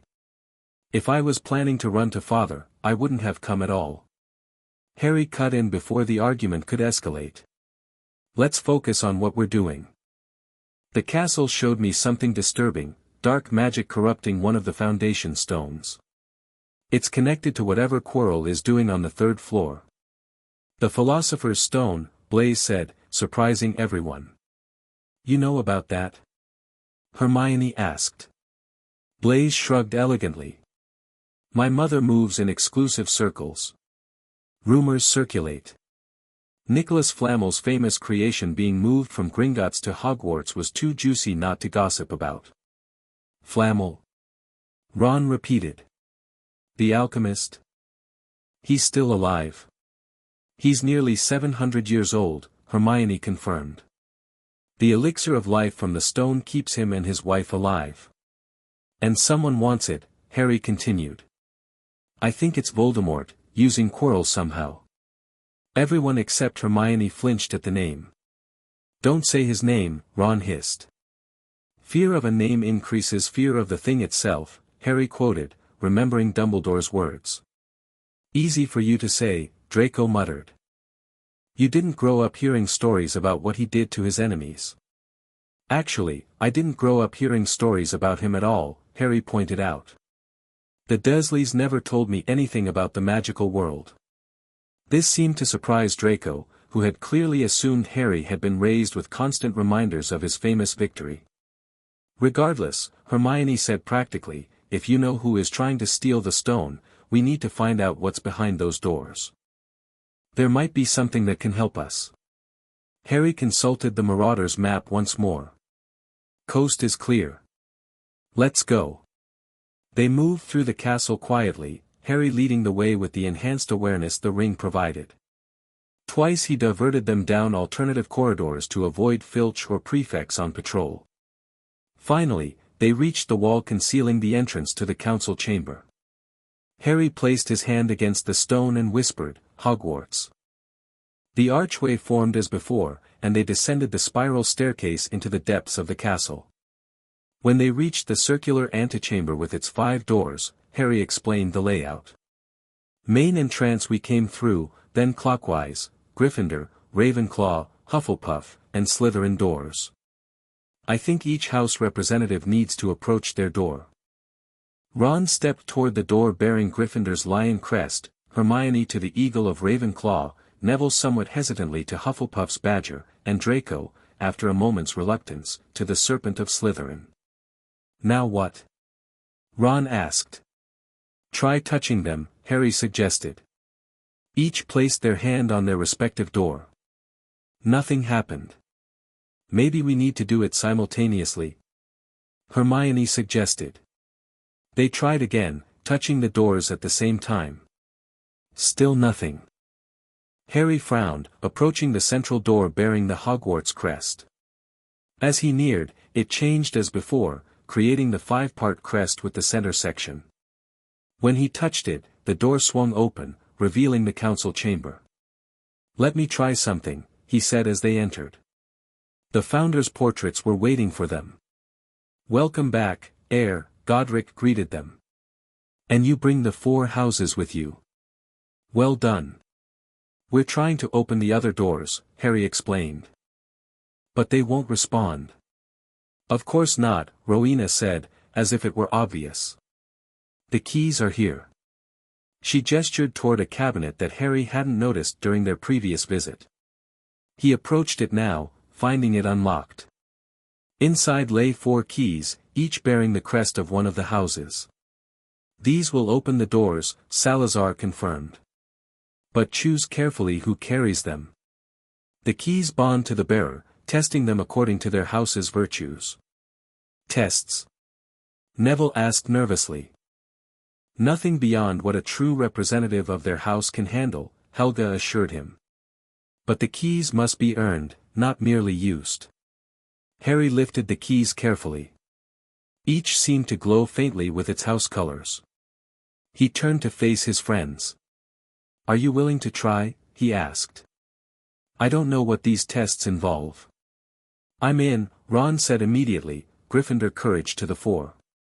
"The pursuit of knowledge always involves challenges," Hermione agreed. Neville hesitated longest. I'm not sure I'm the best Hufflepuff representative," he admitted. "The fact that you question your worthiness shows your humility," Helga said kindly from her portrait. "A true Hufflepuff trait." Neville straightened slightly at her words. "All right. I'll try." All eyes turned to Draco, who had been uncharacteristically quiet. He met Harry's gaze with a complex expression. "My father would forbid this," he said finally. "Which is precisely why I'll do it." Harry handed out the keys, gold for Ron, bronze for Hermione, black iron for Neville, and silver for Draco. "Now what?" Ron asked, examining his key. "Return to the doors," Godric instructed. "Insert the keys, and your test will begin." "What kind of test?" Hermione pressed. "Is it dangerous?" "The danger is proportional to the seeker," Rowena replied enigmatically. "Those who enter with pure intention face less peril than those with ulterior motives." Not entirely reassured, they returned to the antechamber. Harry watched as each approached their door, keys in hand. "Together?" Hermione suggested. They nodded, inserting their keys simultaneously. For a moment, nothing happened. Then all four doors glowed with their respective house colors, and slowly swung open. Beyond each was not a room, but a swirling portal of magical energy. "I guess we go through?"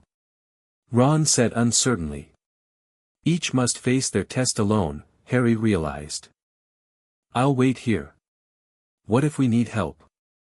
Neville asked, eyeing the yellow portal anxiously. Harry twisted the Founder's ring. "I'll be monitoring through the castle's magic. If anyone gets into real trouble, I'll find a way to reach you." With final nervous glances at each other, his four friends stepped through their respective portals, which sealed behind them. Harry returned to the council chamber to wait, approaching the table with the floating model of Hogwarts. He focused on his friends, and the model responded, showing him four glowing dots in spaces that didn't seem to exist on the physical map, magical constructs created for the tests. "They'll be tested according to their nature," Godric explained from his portrait. "Courage for Gryffindor, wisdom for Ravenclaw, loyalty for Hufflepuff, cunning for Slytherin." "Will they be safe?" Harry asked anxiously. "The tests cannot cause permanent harm," Rowena assured him. "Though they may be unpleasant if failed." "And what happens if they succeed?" "Each founder left a gift for worthy students of their house," Helga explained. "Knowledge, tools, and talismans to be used in times of need." "Like the ring?" "Similar, but specific to each house's strengths," Salazar replied. "Together, they complement the heir's abilities." Harry monitored his friend's progress through the model. Ron's dot moved through what appeared to be a maze of some kind, facing periodic confrontations. Hermione's remained mostly stationary, likely solving puzzles or riddles. Neville's moved steadily through what seemed to be a series of challenges requiring perseverance, while Draco's took a winding, unpredictable path. After what felt like hours but was probably only 30 minutes, the portals began reopening. Hermione emerged first, clutching an ancient book bound in bronze and blue leather. Her expression was exhilarated. "It was incredible," she breathed. "A series of increasingly complex riddles and magical theorems. Each solution revealed part of a hidden library." Next came Neville, looking stunned but pleased, holding what appeared to be a small golden pot or cauldron. "Plants," he said simply. "I had to identify which ones would help people in different situations. Not just herbology, but how to use the knowledge to assist others." Ron stumbled through third, gripping a gleaming silver sword with a ruby in the pommel. Bloody hell, he gasped. Had to fight my way through, but not just with magic, with strategy. Chess pieces, magical creatures, even my own fears at the end. Draco was last, emerging with a silver locket on a chain. His face was pale but composed. Mind games, he said curtly when they looked at him expectantly. Tests of perception, manipulation, and knowing when to be ruthless versus when to show restraint. They gathered in the council chamber to examine their prizes more carefully. Ravenclaw's compendium, Hermione explained, showing them her book. It adapts to the reader's knowledge level, always providing information slightly beyond what they already know. It never gives direct answers, but leads you to discover them yourself. Hufflepuff's crucible, Neville said, holding up his cauldron. It enhances healing potions and growth mixtures. The inside changes temperature based on what you're brewing, and it can identify which plants or ingredients someone needs for healing. Ron balanced his sword carefully. Gryffindor's blade. Not the real sword of Gryffindor, apparently, that one's hidden somewhere else. This is like, a training version. Still magical, though. It glows near enemies and can cut through magical barriers. They looked expectantly at Draco, who seemed reluctant to explain his artifact.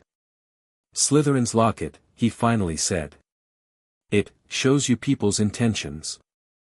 Not mind reading exactly, more like, seeing the direction of their thoughts, whether they mean harm or help. These were left for us to use against the corruption in the castle, Harry realized. Tools suited to each house's strengths, working together. Like the houses themselves were meant to, Hermione added. The founders nodded from their portraits. United, these artifacts amplify the heir's connection to Hogwarts, Rowena explained. Separately, they are powerful. Together, they can channel the castle's full protective magic. But only if wielded by those who earned them, Salazar cautioned. The artifacts are now bound to you four, responding only to your touch until you freely pass them to another worthy bearer. Harry looked at his friends, and yes, even Draco counted in this moment, with newfound appreciation. Thank you, he said sincerely. I couldn't do this without you. Do what exactly? Ron asked. Stop Quirrell. Save the stone.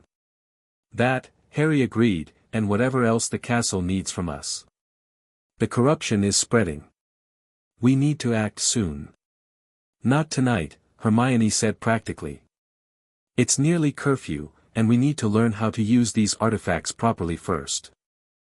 They agreed to meet again the following evening to practice and plan. As they prepared to leave, Draco hung back, examining his locket with a troubled expression. Something wrong? Harry asked quietly. Draco looked up, startled. Just, processing. The test wasn't what I expected. What do you mean? I thought it would reward traditional Slytherin values, ambition, cunning, self-preservation. Draco turned the locket over in his hands. Instead, it kept presenting situations where those traits alone weren't enough. Where I had to consider wider consequences. Harry nodded thoughtfully. Maybe that's the point. The founders didn't create the houses to be one-dimensional. Slytherin cunning isn't just about personal advancement, it's about seeing patterns others miss, understanding human nature, knowing when to act and when to wait. Draco studied him with new interest.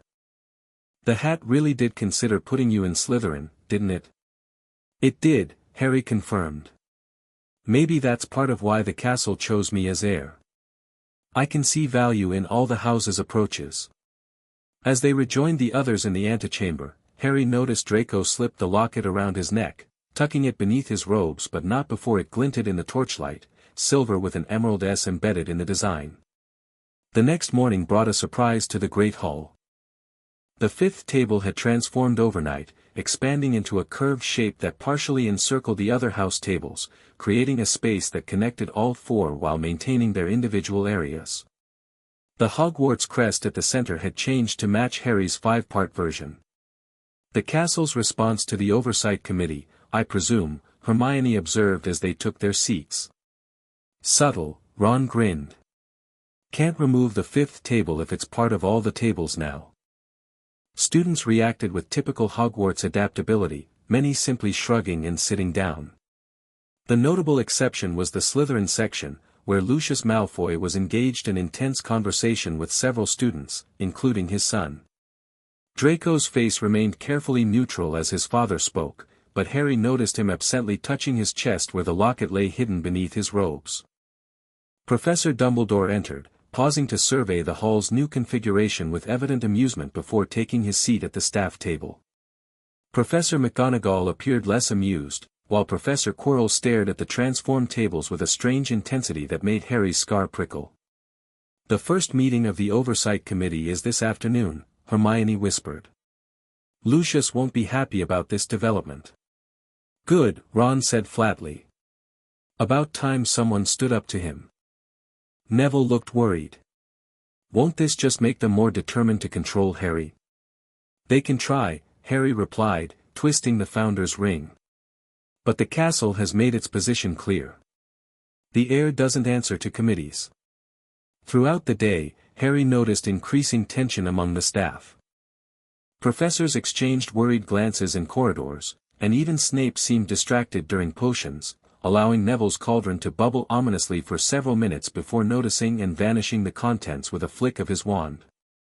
By afternoon, Harry could feel the castle's unease through his enhanced connection, like distant thunder vibrating through the stones. Something was building, a confrontation approaching. His suspicions were confirmed when a school owl delivered a note at lunch. Mr. Potter, your presence is required at the Oversight Committee meeting. 4 o'clock, third floor conference room. Lucius Malfoy, chairman, they're not wasting any time, Hermione observed, reading over his shoulder. Good, Harry said with more confidence than he felt. Let's get this over with. At precisely 4 o'clock, Harry approached the conference room, Founder's ring prominently displayed on his hand. Inside, he found Lucius Malfoy seated at the head of a long table, flanked by Professor Snape and Marcus Flint, a burly Slytherin prefect with a perpetual scowl. Mr. Potter, Lucius acknowledged coldly. Punctual, at least.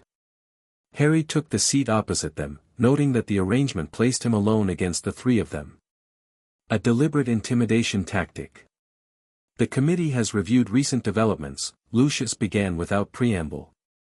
We find the unauthorized alteration of the Great Hall tables to be a concerning escalation.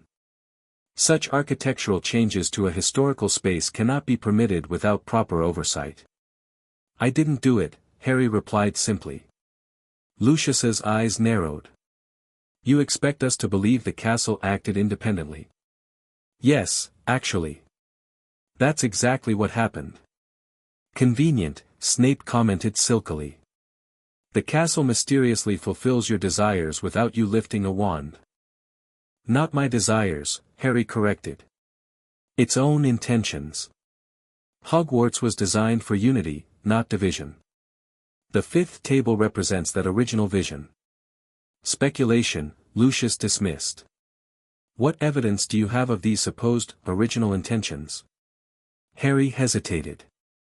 Revealing the council chamber to the committee seemed unwise, but he needed some leverage. The Sorting Hat itself declared me heir of Hogwarts, he finally said. It knows the Founder's intentions better than anyone. An ancient magical artifact with questionable reliability, Lucius countered. We need more substantial evidence before allowing dramatic changes to school traditions. Like what? Harry challenged. Written documentation. Historical precedent. Testimony from qualified magical historians. Lucius leaned forward. Without such evidence, the committee must restrict activities conducted under the heir title. Including? Harry prompted, though he already knew where this was heading. Removal of unauthorized magical artifacts, Lucius replied, eyes fixed on the Founder's ring. Restoration of traditional dining arrangements. Suspension of any claimed special authorities until properly documented and approved. In other words, Harry translated, pretend nothing changed and go back to being a regular first year. Until proper validation can be established, Lucius amended smoothly. It's a reasonable precaution. Harry felt the ring grow warm on his finger, the castle's magic responding to his rising emotions. He took a deep breath, centering himself. I understand your concerns, he began, surprising the committee with his conciliatory tone. Change can be uncomfortable, especially when it challenges established structures. But this isn't about me versus tradition. It's about Hogwarts reconnecting with its original purpose. He held up his hand, displaying the ring. This was left by the founders themselves for the heir. It allows me to communicate directly with the castle's magic, to understand what Hogwarts was meant to be. Unverifiable claims, Snape noted, though his expression showed a flicker of curiosity. Actually, Harry countered, they're easily verifiable. The headmaster could examine the ring's magical properties. The Grey Lady, who knew Rowena Ravenclaw personally, could verify its authenticity. Even the Sorting Hat could confirm the founder's intentions. Lucius looked momentarily wrong-footed by Harry's reasonable approach. He had clearly expected defiance, not cooperation. Furthermore, Harry continued, I'm happy to document everything I learn about the heir's role and the founder's original vision. Transparency serves everyone's interests. A constructive suggestion, came Dumbledore's voice from the doorway. The headmaster entered, blue eyes twinkling behind half-moon spectacles. I hope I'm not interrupting. Lucius's expression tightened. This is a closed committee meeting, headmaster. Indeed. How fascinating that a committee overseeing Hogwarts affairs would exclude the headmaster. Dumbledore conjured a comfortable chair at the table. An oversight, I'm sure. The wordplay wasn't lost on anyone. Lucius's jaw clenched briefly before he composed himself. The committee was established by the board, he said stiffly. Its composition was clearly defined. As was its purpose, Dumbledore agreed pleasantly. To ensure the heir's activities align with Hogwarts' best interests. As headmaster, I naturally share that concern and wish to contribute to the discussion. Lucius clearly wanted to object but couldn't find reasonable grounds. Very well, he conceded. We were discussing the need for historical validation of the heir's claimed authorities. A scholarly approach, Dumbledore nodded. Though I wonder if we might be overlooking the most direct evidence. Which is? Snape asked, one eyebrow raised. The castle's response itself, Dumbledore replied. Magical artifacts of Hogwarts' age and complexity develop a certain consciousness. Not human intelligence, but a form of magical awareness. The castle's recognition of Mr. Potter manifests in tangible ways that merit study rather than suppression. Headmaster, Lucius said with forced patience, while magical theory is fascinating, the practical reality is that we cannot allow an 11-year-old boy to claim extraordinary authorities based on a magical hat's declaration and architectural curiosities. I quite agree, Dumbledore said, surprising everyone. Harry's youth and inexperience make him ill-equipped to exercise significant authority without guidance. His eyes twinkled as he continued. Which is precisely why I propose a modified approach to the committee's function, mentorship rather than restriction. Mentorship? Lucius repeated skeptically. Indeed. Rather than focusing on what Harry cannot do, let us help him understand what he should do as heir. Dumbledore looked thoughtful. Perhaps expanding the committee to include representatives from all four houses would provide the balanced guidance needed. Lucius's expression darkened. The committee's composition was decided by the board. The board established the committee, Dumbledore corrected gently. Its specific composition was your suggestion, Lucius, not a formal board resolution. I've taken the liberty of reviewing the minutes. Harry watched this exchange with growing appreciation for Dumbledore's political maneuvering. The headmaster had clearly come prepared. I think Professor Dumbledore's suggestion makes sense, Harry offered. If the committee is genuinely concerned with proper oversight rather than control, balanced representation would serve that goal better.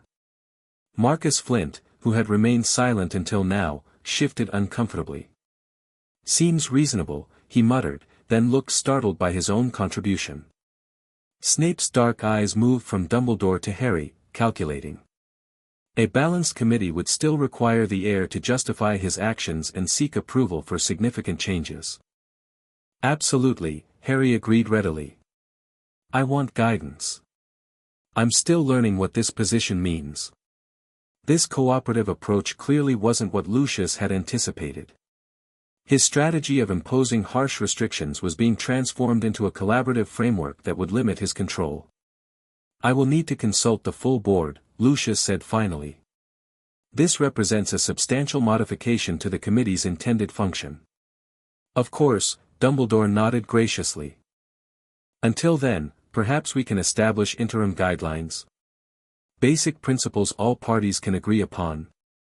What followed was a careful negotiation that resulted in a set of temporary agreements. Harry would document new discoveries about the heir's role, major changes to castle features would be discussed in advance where possible, and the committee would be consulted before any exercise of authority affecting the broader student body. In return, Harry would retain the Founder's Ring, the fifth table would remain in its new configuration, and his exploration of historical aspects of the heir's position would continue unimpeded. It wasn't a complete victory for either side, but as they left the meeting, Harry felt he had maintained the essential freedoms while appearing reasonable and cooperative, undercutting Lucius's attempts to paint him as a reckless threat to tradition. "Well played, Harry," Dumbledore commented as they walked together afterward. "Cooperation can be a more effective strategy than confrontation in certain battles." "I learned that from watching you, sir," Harry replied honestly. Dumbledore's eyes twinkled. "The highest compliment a teacher can receive." His expression grew more serious. "Lucius Malfoy is not accustomed to being outmaneuvered. He will adapt his approach accordingly." "I know," Harry sighed. "This is just the beginning." "Indeed. Which makes your crosshouse alliance all the more important." Dumbledore glanced at Harry shrewdly. "I understand you and your friends made some interesting discoveries last night." Harry hesitated, unsure how much Dumbledore knew about the artifacts. "We're learning about the Founder's original vision for Hogwarts." "A worthy pursuit," Dumbledore nodded. "Particularly in light of current challenges." "Sir, do you know who Tom Riddle is?" Harry asked suddenly. Dumbledore stopped walking, his expression growing grave. "Where did you hear that name, Harry?" "I saw it on the Marauder's map," Harry admitted. "Sometimes it appears overlapping with Professor Quirrell's name." A long silence followed this revelation. When Dumbledore finally spoke, his voice was unusually solemn. "Tom Riddle was a student here many years ago. Brilliant, charming, and ultimately dangerous." The headmaster's blue eyes had lost their twinkle entirely. "He later adopted another name, one the wizarding world came to fear." Realization dawned on Harry. "Voldemort. Tom Riddle is Voldemort." Dumbledore nodded gravely. "I had suspected Professor Quirrell's condition but lacked definitive evidence. Your observation confirms my fears." "He's after the Philosopher's Stone," Harry said. "And something's happening to the castle because of it, corruption spreading from one of the foundation stones." Dumbledore's eyebrows rose. "You can see this?" Harry nodded, touching the Founder's Ring. "The castle showed me through the heart of Hogwarts, a magical model in the council chamber." "Most concerning," Dumbledore murmured. "The castle's foundations are tied to its magical protections. Corruption there could have far-reaching consequences." "What should we do?" Harry asked. "For now, continue monitoring the situation through your connection to the castle. I will strengthen the stone's protections and watch Professor Quirrell more closely." Dumbledore looked troubled. "However, direct confrontation may be unavoidable if the corruption spreads." "The Founders left tools for us," Harry said. "Artifacts for representatives of each house. We're learning how to use them." "Excellent," Dumbledore nodded approvingly. "Unity has always been Hogwarts' greatest strength, and Voldemort's fundamental weakness. He never understood the power of different perspectives working together. As they parted ways, Harry felt both reassured by Dumbledore's support and troubled by the confirmation that Voldemort himself was within Hogwarts walls, possessing or controlling Quirrell somehow. That evening, he met with the others in the council chamber to share what he'd learned. "You know who is possessing Quirrell?" Ron repeated, aghast. "We've been taking classes from you-know-who all year." "It explains the dark aura I've been seeing around his turban," Harry said. "And why my scar hurts in his presence." Draco had gone very pale at this revelation. "The Dark Lord is here. Inside Hogwarts." His hand moved unconsciously to the locket beneath his robes. "We should tell my father. The board could remove Quirrell, increase security, Dumbledore already knows," Harry pointed out. "And he's concerned about making a move too soon. Without proof, Quirrell could deny everything, disappear, and try again later." Besides, Hermione added practically, telling Lucius Malfoy would reveal that we know about the stone and have been exploring the council chamber. He'd use that to restrict Harry further. Neville, who had been quietly examining his Hufflepuff crucible, looked up. "What about the corruption the castle showed you? Could that hurt the students?" Harry considered this. "I don't think it's an immediate danger to people. It's affecting the castle's magic, not the physical structure. But it could weaken protections, maybe even allow Voldemort to access areas that should be secure." Everyone except Hermione flinched at the name. "We need to practice with the artifacts," Hermione said decisively. "Learn how they work together." They spent the next hour experimenting. Hermione discovered that Ravenclaw's compendium could provide theoretical knowledge about the other artifacts, though in her typically Ravenclaw fashion, it presented the information as puzzles and riddles rather than straightforward explanations. Neville found that Hufflepuff's crucible could analyze magical essences, identifying the components of spells or potions. When he placed a drop of water from the chamber's ever-filled goblets into the crucible, it revealed the water contained trace elements of all four houses' magics, perfectly balanced. Ron practiced with Gryffindor's blade, learning that it could cut through magical barriers and deflect certain spells. More surprisingly, when pointed at the Heart of Hogwarts model, it highlighted weak points in the castle's defenses like a magical dowsing rod. Draco was most secretive about Slytherin's locket, but eventually admitted it allowed him to sense deception and hidden motives. "It's not mind reading," he explained reluctantly. "More like, emotional divination. I can tell when someone's concealing something significant." "Can you sense Quirrell's deception with it?" Harry asked eagerly. Draco nodded grimly. "I tried it in defense class today. The locket nearly burned my chest. Whatever's hiding inside him, it's powerful and malevolent." "And how do they work with the Founder's Ring?" Hermione asked, always focused on practical applications. Harry had been wondering the same thing. He extended his hand bearing the ring toward each artifact in turn. With Ravenclaw's compendium, the pages flipped to reveal information about the castle's current state. With Hufflepuff's crucible, the liquid inside turned the same golden color as the ring's band. With Gryffindor's blade, the ruby in the pommel glowed in response to the ring's proximity. But the most dramatic reaction came with Slytherin's locket. When Draco held it near Harry's ring, both artifacts pulsed with power, and a misty image formed between them, a detailed map of the third-floor corridor and the chambers beyond, showing each obstacle protecting the stone. The artifacts were designed to work together, Hermione realized. Each revealing different aspects of the same situation. Like the houses themselves, Neville added quietly. They studied the misty map carefully, noting the sequence of protections: Fluffy the three-headed dog, Devil's Snare, flying keys, a giant chess set, a troll, a logic puzzle with potions, and finally, the Mirror of Erist.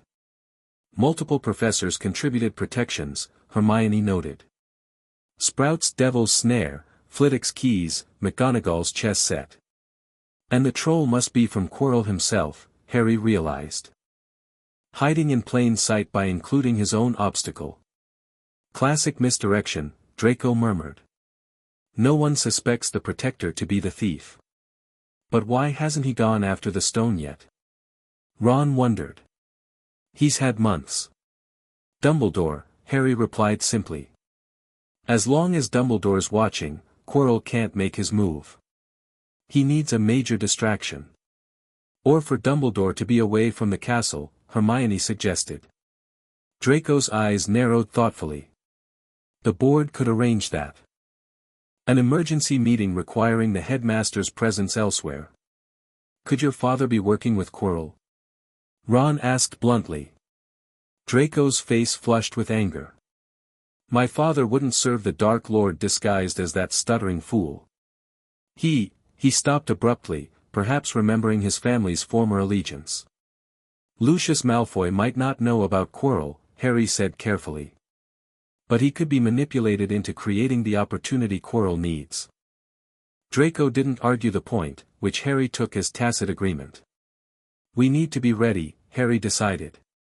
If Quirrell makes his move, we might be the only ones who understand what's really happening. What about Dumbledore? Neville asked. We'll warn him if we see signs of an attempt, Harry agreed. But if he's been lured away from the castle, then it's up to us, Ron finished grimly. They practiced more intensively after that, learning how their artifacts complemented each other. The Founder's Ring amplified all of them, creating effects more powerful than any first year should have been capable of producing. When they finally left the council chamber late that evening, Harry felt both better prepared and more anxious. Their growing abilities offered hope against Voldemort's scheme, but the stakes had never been clearer. Hogwarts itself was in danger, and as its heir, Harry couldn't help feeling personally responsible for its defense. The next few weeks passed in a blur of classes, committee meetings, and secret practice sessions in the council chamber. The expanded oversight committee now included Professor McGonagall, Professor Flitwick, and prefects from each house, diluting Lucius Malfoy's influence considerably. Harry continued attending classes with all four houses on rotation, finding that his enhanced connection to the castle made magic come more naturally to him. Spells that challenged other first years seemed to flow through him instinctively, as if the castle itself were guiding his movements. The fifth table remained in its new configuration, gradually drawing more students into cross-house interactions. Even some Slytherins beyond Draco's immediate circle occasionally joined them, though always with careful glances toward their housemates to gauge reactions. Most significantly, Harry's dreams about the Founders grew more specific, often focusing on the creation of Hogwarts defensive magic. He learned that the 4 foundation stones, placed at compass points around the castle, contained the combined magical essences of all 4 Founders, making them both the source of Hogwarts' power and its greatest vulnerability. If one stone is corrupted, Harry explained to his friends during one council chamber session, it affects the entire network. Like poison in a well contaminating all the water. Can the corruption be removed? Hermione asked, consulting Ravenclaw's compendium. The Founders created purification rituals, Harry replied, recalling his dreams. But they require representatives from all 4 houses working in perfect harmony. Sounds familiar, Ron commented, glancing around at their group. Draco, who had been examining the Heart of Hogwarts model, pointed to the darkening spot. It's spreading faster. Whatever Quirrell's doing is accelerating the corruption. Neville held his crucible beneath the model, catching the darkness like smoke in water. It's responding to something, he observed as the liquid swirled with black tendrils. Some kind of dark magic I've never seen before. Can Hufflepuff's crucible purify it? Hermione asked hopefully. Neville shook his head. Not alone. It's identifying the corruption, but needs something more to neutralize it. Harry examined the model thoughtfully. The foundation stones are at 4 points around the castle. North, south, east, and west. Classic magical configuration, Hermione nodded. Following the cardinal directions enhances power. The corruption is centered on the eastern stone, Draco noted, pointing to where the darkness was most concentrated. Beneath the east wing, near the 3rd floor corridor. That can't be coincidence, Ron said grimly. Quirrell must be using the stone's proximity to target that foundation stone specifically, Harry theorized. Weakening the castle's defenses from within. But why? Hermione wondered. Even with weakened defenses, he still has to get past all those obstacles to reach the stone. Unless. Draco's expression darkened. Unless the corruption itself is the goal. Or part of it. What do you mean? Harry asked. Think about it. The Dark Lord was defeated here at Hogwarts, by you. Draco nodded toward Harry. Maybe he wants revenge against the castle itself. Poison its magic, twist its purpose. The thought sent a chill through Harry. It fit with what he knew of Voldemort's vindictive nature. We need to protect that foundation stone, he decided. Perform the purification ritual before the corruption spreads too far. How? Neville asked. We don't even know where exactly the stone is located. Harry concentrated, focusing his connection through the Founder's Ring. East Wing, below ground level. There's a chamber accessible through. He frowned. Through the defense against the dark arts classroom. Quirrell's classroom, Ron groaned. Of course it is. We can't exactly walk in and start looking for secret entrances with Quirrell watching, Hermione pointed out. We need a distraction, Harry said. Something to get Quirrell away from his classroom long enough for us to find the foundation stone. The Weasley twins, Ron suggested immediately. If anyone can create a diversion, it's Fred and George. But can we trust them with this? Hermione worried. It's dangerous information. We don't need to tell them everything, Harry decided. Just that we need Quirrell distracted for an hour or so. Draco, who had been unusually quiet, spoke up. There might be another way to the foundation stone. The castle has hundreds of secret passages, many unknown even to the staff. True, Harry agreed, studying the model again. There's a network of maintenance tunnels used by house elves running beneath the entire East Wing. They might connect to the foundation chamber. House elves, Draco repeated thoughtfully. They know the castle better than anyone. Could we ask one for help? Neville suggested. Harry remembered Tippy, the elf who had brought refreshments to his quarters that first night. Tippy, he called experimentally. With a soft pop, the house elf appeared, ears quivering with excitement. The Heir of Hogwarts calls Tippy. How can Tippy serve? Hello, Tippy, Harry greeted her kindly. We need help finding something important, one of the castle's foundation stones. The eastern one. Tippy's huge eyes grew even wider. The pillars of Hogwarts. Elves is knowing them well, yes. We tends to the sacred stones, keeps them clean and honored. Can you show us how to reach the eastern stone? Harry asked. Without going through Professor Quirrell's classroom. Tippy looked nervous. The pillars is very powerful magic, very secret. But. She glanced at the Founder's Ring on Harry's finger. The castle has chosen you, so Tippy will help. There is being a way through the kitchens, a special elf passage. Perfect, Harry smiled gratefully. Could you show us tonight, after curfew? Tippy nodded, ears flapping. Tippy will wait in the kitchens at midnight. But only 5 may come, 1 for each Founder, and the heir. The passage won't opens for more. After Tippy departed, they quickly planned their expedition for that night. Harry would bring the Marauder's map to navigate the corridors safely after curfew, and each would bring their Founder's artifact. We should research the purification ritual before attempting it, Hermione insisted, already flipping through her compendium. Magical cleansing is complex, and we're dealing with extremely powerful ancient magic. Can your book tell us what we need to know? Neville asked. Hermione's brow furrowed in concentration as she consulted the magical tome. It's providing the framework, but in typical Ravenclaw fashion, through riddles and partial information. I think I can piece it together, though.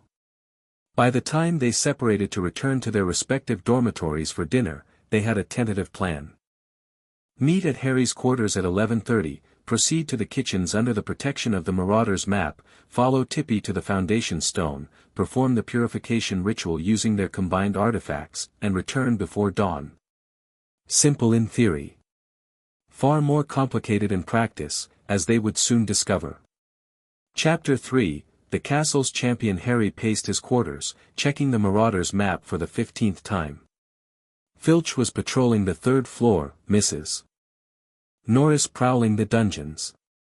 More concerning was Quirrell's, which hovered near the 3rd floor corridor again, occasionally flickering to reveal that second name, Tom Riddle, now confirmed as Voldemort's true identity. Come on, Harry muttered, glancing at the ornate clock on his wall. 11:25. The others would arrive any minute. His dreams last night had been more vivid than ever, the Founders channeling their combined magic into the 4 Foundation Stones, binding Hogwarts together with protective enchantments meant to last millennia. He'd felt their pride, their hope, and their lingering concerns about vulnerabilities in their creation. The Eastern Stone had worried Rowena Ravenclaw particularly, something about its alignment with the sunrise making it more receptive to external magical influences. A soft knock interrupted his thoughts. He opened the door to find Hermione and Ron waiting, both looking determined if slightly anxious. Neville's meeting us at the entrance to the kitchens, Hermione whispered. He didn't want to risk being caught in the corridors alone. Smart, Harry nodded. And Draco? Ron rolled his eyes. If he shows up at all. He will, Harry said with more confidence than he felt. Draco's position remained complicated, torn between his father's expectations and his own growing involvement with their group. Harry grabbed his invisibility cloak, another recent gift from Dumbledore, delivered anonymously at Christmas, and checked the map one final time before they left. Hang on, he frowned, noticing something odd. Dumbledore's not in the castle. Hermione peered at the map. You're right. He's not anywhere on the grounds. Tonight of all nights, Ron groaned. Think Quirrell planned that? Maybe, Harry said grimly. Or it could be coincidence. Either way, we need to move. They made their way through the silent castle, Harry occasionally consulting the map to avoid Filch and the patrolling prefects. The invisibility cloak covered all 3 of them, though they had to shuffle awkwardly to keep their feet hidden. Near the entrance hall, they nearly collided with Professor McGonagall, who was moving with unusual haste toward the main doors. They pressed against the wall, hardly daring to breathe as she passed within inches of them. Something's definitely up, Ron whispered once she was gone. McGonagall never patrols this late. When they finally reached the kitchens, Neville was already waiting, nervously shifting from foot to foot beside the painting of fruit that concealed the entrance. Tickle the pear, Hermione instructed, and Harry reached out to do so. The pear giggled and transformed into a door handle.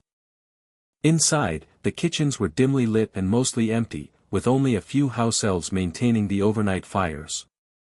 Tippy hurried forward immediately, recognizing Harry despite the invisibility cloak. The heir comes with friends, she squeaked.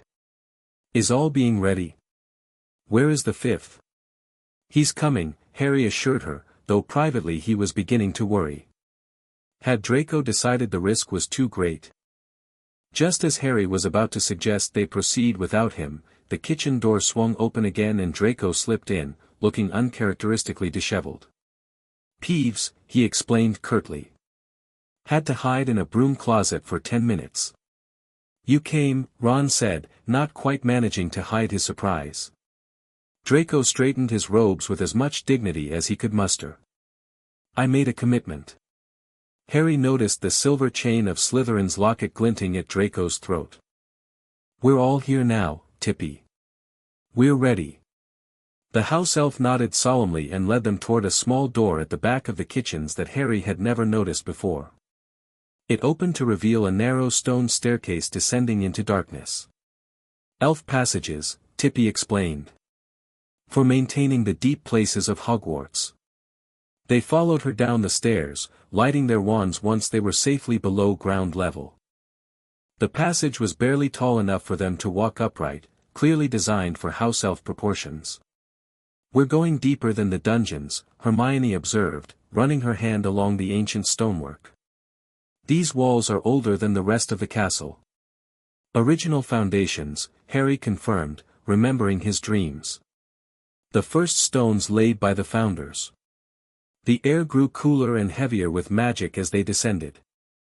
Harry could feel it vibrating through the Founder's Ring, resonating with the castle's deepest enchantments. After what seemed like hours but was probably only 20 minutes, Tippy stopped before an arched doorway carved with intricate runes. "The Chamber of the Eastern Pillar," she announced. "Beyond is being the foundation stone. Tippy cannot enter, only those chosen by Hogwarts may pass." She bowed deeply to Harry. "Call Tippy when finished, and she will guide you back." With a soft pop, the house elf disappeared, leaving them alone before the imposing doorway. "Well, that's not ominous at all," Ron muttered. Harry examined the runes carved into the arch. Though he'd never studied ancient runes, he found he could understand them through his connection to the castle. "Wisdom dawns with the rising sun," he translated. "The Eastern Stone brings illumination." Hermione had already opened Ravenclaw's compendium. According to this, each foundation stone represents one of the fundamental magical elements as well as the qualities of its corresponding house. The Eastern Stone embodies air and knowledge. "So how do we get in?" Neville asked, eyeing the solid stone door. Harry placed his palm against the center of the door, feeling the Founder's Ring grow warm. "As Heir of Hogwarts, I request entrance to the Eastern Chamber." For a moment, nothing happened. Then the runes began to glow with soft blue light, tracing patterns across the stone surface before the entire door simply vanished, revealing the chamber beyond. They stepped through cautiously, wands raised. The circular room was dominated by a massive crystal pillar that rose from floor to ceiling, glowing with internal blue-white light. It should have been beautiful, but dark veins ran through the crystal like cracks in ice, pulsing with sickly green energy. "The corruption," Harry said grimly. "It's worse than I thought." Draco approached the stone cautiously, Slytherin's locket glowing against his chest. "It's like it's infected," he observed. "The dark magic is feeding on the stone's power." Hermione consulted her book again. "The purification ritual requires us to form a circle around the stone, each representing our house's element and virtue." "How exactly do we do that?" Ron asked, gripping Gryffindor's blade uncertainly. "The artifacts will guide us," Harry replied, remembering what the Founders had told them. "They were created for this purpose." They positioned themselves around the foundation stone, Harry to the north, Hermione to the east, Ron to the south, Neville to the west, and Draco completing the circle to the northeast. "Now what?" Neville asked nervously, holding Hufflepuff's crucible. Harry closed his eyes, focusing on his connection to the castle through the Founder's Ring. "We need to channel our magic through the artifacts, focusing on the qualities of our respective houses." "Courage," Ron said, raising Gryffindor's blade. "Knowledge," Hermione added, opening Ravenclaw's compendium. "Loyalty," Neville continued, lifting Hufflepuff's crucible. "Ambition," Draco finished, touching Slytherin's locket. "Unity," Harry concluded, extending his hand bearing the Founder's Ring. At first, nothing happened. Then, slowly, each artifact began to glow with its house colors, the blade red, the compendium blue, the crucible yellow, the locket green, and the ring with all four colors combined. "It's working," Hermione whispered as streams of colored light extended from each artifact toward the corrupted foundation stone. But as the light touched the dark veins in the crystal, a reaction occurred that none of them had anticipated. The corruption seemed to recoil, then surge outward defensively. A shockwave of dark energy exploded from the stone, knocking them all backward. Harry hit the ground hard, the breath driven from his lungs. As he struggled to his feet, he saw with horror that the dark veins in the crystal were pulsing more rapidly, spreading before their eyes. "It's fighting back!" Ron shouted, scrambling to his position. We triggered some kind of defensive mechanism, Hermione realized. The corruption is protecting itself. Harry felt the Founder's ring burning hot against his skin. Through it, he sensed a foreign presence responding to their attempt, conscious, malevolent, and familiar. Voldemort, he gasped. He's connected to the corruption somehow. He knows we're here. As if confirming his words, the darkness within the crystal formed a shadowy face, snake-like, with glowing red eyes.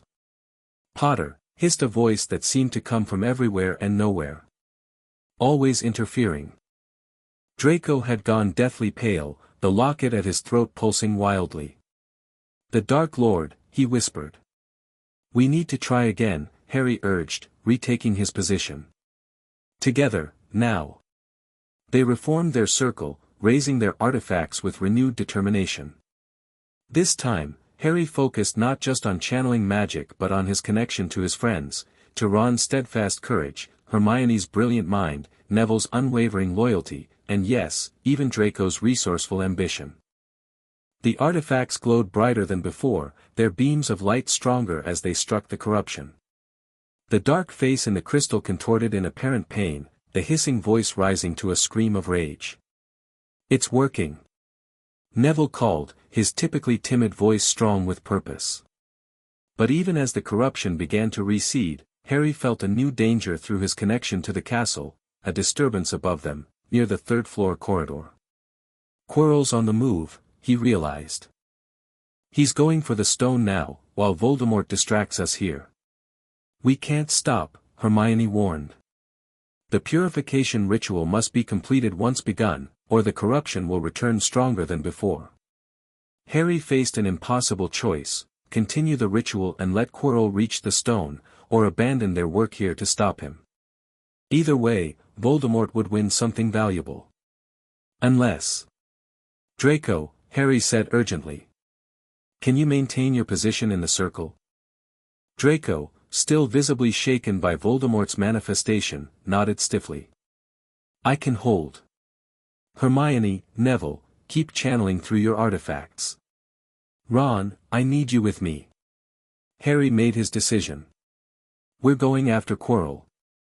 What? Now. Ron looked between Harry and the partially cleansed stone. But the ritual, 3 can maintain it while 2 continue the house representation, Harry explained, remembering details from his dreams. It won't be as powerful, but it will hold the corruption at bay until we return. Hermione was already nodding.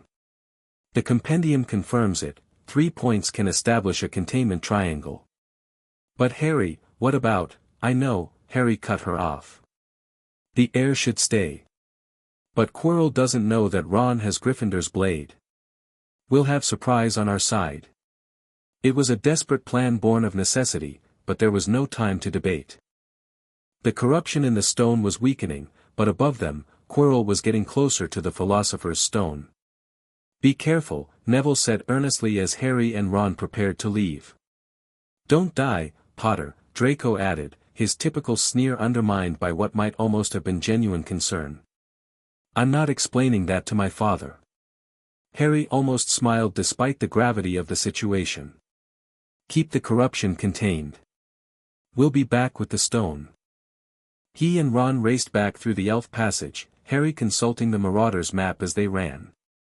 Quirrell's dot was indeed moving through the third-floor corridor, already past Fluffy. How did he get past the dog? Ron panted as they emerged into the kitchens. Must have known about the music, Harry replied, remembering Hagrid's accidental hint months earlier. We need to catch up before he gets through all the obstacles. They sprinted through the castle, taking secret passages where possible to save time. Harry could feel the Founder's ring vibrating with urgency, the castle itself seeming to propel them forward. When they reached the third-floor corridor, they found the door to Fluffy's chamber standing open, the massive 3-headed dog snoring peacefully beside a self-playing harp. Careful, Harry whispered as they edged around the beast. The music could stop any moment. They slipped through the trapdoor into darkness, landing on something soft and plant-like, Devil's Snare, Sprout's contribution to the protections. Don't struggle, Harry warned, remembering what the castle had shown him. It reacts to movement. But Ron was already thrashing. Easy for you to say. It's strangling me. Harry forced himself to relax completely, allowing the plant to think him dead. It immediately loosened its grip, and he slipped through to a stone chamber below. He quickly ignited his wand with a bright flame spell, directing it upward at the writhing tentacles still gripping Ron. "Devil's snare hates light and heat," he called. The plant recoiled, dropping Ron unceremoniously beside him. "Brilliant," Ron gasped, rubbing his throat. "Let's never do that again." The next chamber contained hundreds of flying keys, with broomsticks leaning against the wall. "Flitwick's challenge," Harry noted. "We need to find the right key for that door." He pointed to the locked exit. Ron gripped Gryffindor's blade, which had begun to glow faintly. "Maybe we don't." He approached the door and swung the sword in a precise arc. The blade passed through the lock as if it were butter, and the door swung open. "Cheating," Harry grinned. "I like it." Beyond lay a massive chessboard, McGonagall's obstacle. Ron studied it with expert eyes. "We'd normally have to play across," he said. "But I'm guessing." He raised the sword again, which glowed brighter as they stepped onto the board. The chess pieces turned toward them menacingly, but Ron pointed the blade at the White King. "Checkmate," he declared with surprising authority. The White King's crown tumbled from its head, and all the pieces bowed, clearing a path to the door beyond. "That was incredibly cool," Harry admitted as they hurried through. The next chamber contained an unconscious troll even larger than the one they'd faced at Halloween, its head bleeding from what looked like a recent blow. Quirrell's own obstacle, Harry noted as they skirted around it. He didn't even need to fight it, just let himself through. The following room contained a table with 7 differently shaped bottles and a roll of parchment. As they entered, purple flames sprang up behind them and black flames ahead. Snape's logic puzzle, Harry recognized. "We need the right potion to continue forward." Ron looked at the array dubiously. "Any chance the sword works on potions?" "Probably not," Harry admitted. "But I might have another way." He closed his eyes, focusing on his connection to the castle through the Founder's Ring. "Show me the way forward," he requested silently. In his mind's eye, he saw the smallest bottle on the right end of the line glowing with possibility. "That one," Harry said, pointing. "But there's barely enough for one person." Ron looked at the tiny bottle, then at Harry. "You should go. You're the heir, if anyone can stop him, it's you." "But the sword might not be enough against you-know-who," Ron finished. "Besides, someone should go back and help the others with the foundation stone." Harry knew he was right. "Take the potion that lets you return through the purple flames," he instructed, indicating another bottle. "Get back to the others." "If I'm not back in an hour." "You will be," Ron said firmly. "Just don't do anything stupid without us." Harry gripped his friend's shoulder briefly, then downed the contents of the tiny bottle. A sensation of ice flooded his body. "Good luck," Ron called as Harry stepped through the black flames unharmed.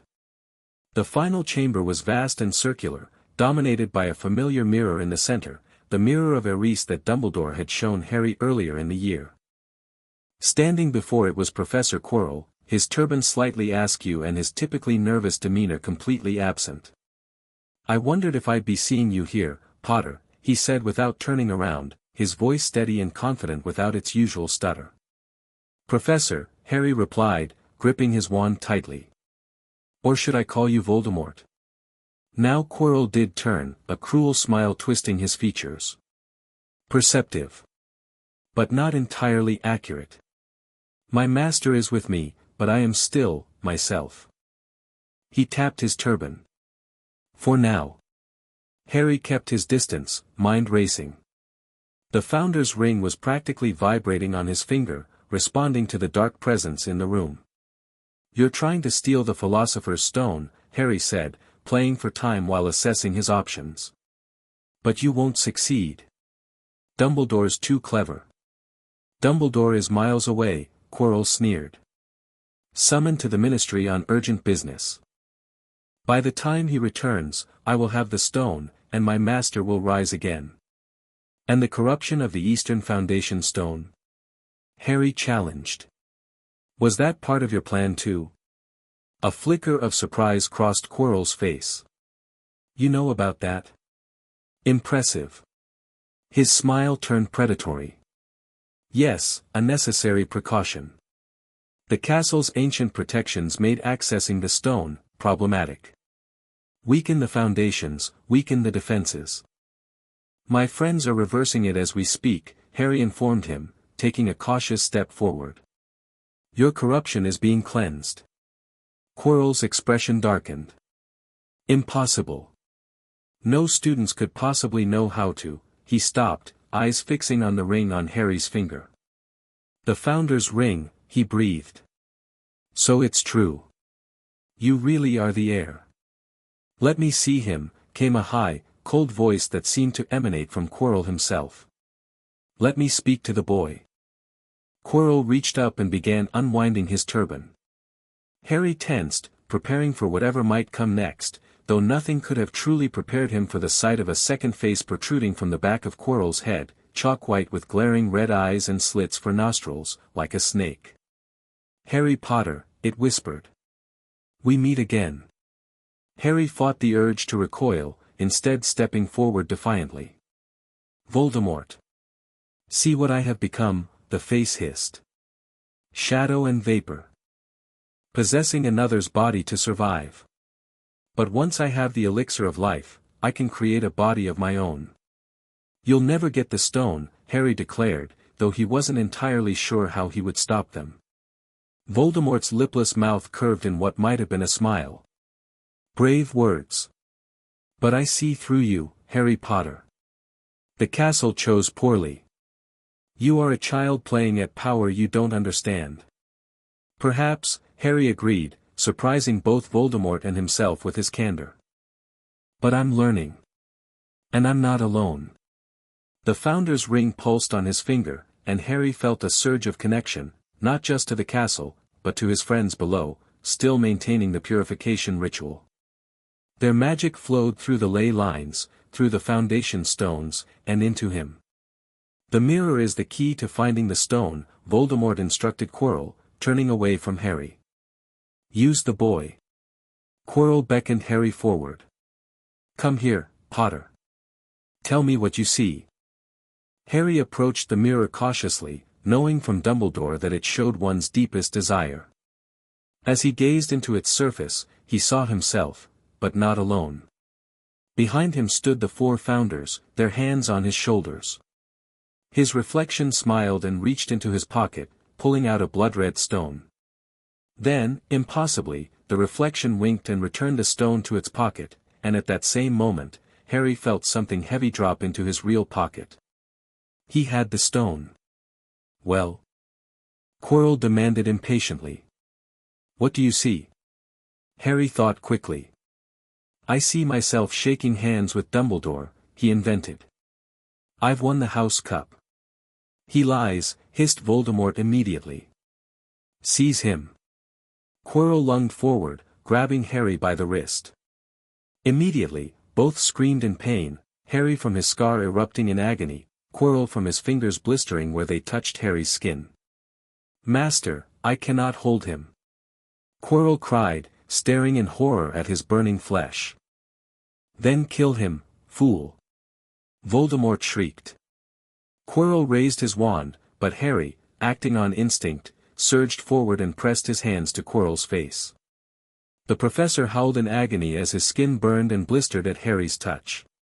Through the pain in his scar, Harry realized what was happening. His mother's protective sacrifice still lingered in his blood, making his touch lethal to Voldemort and, by extension, to Quirrell.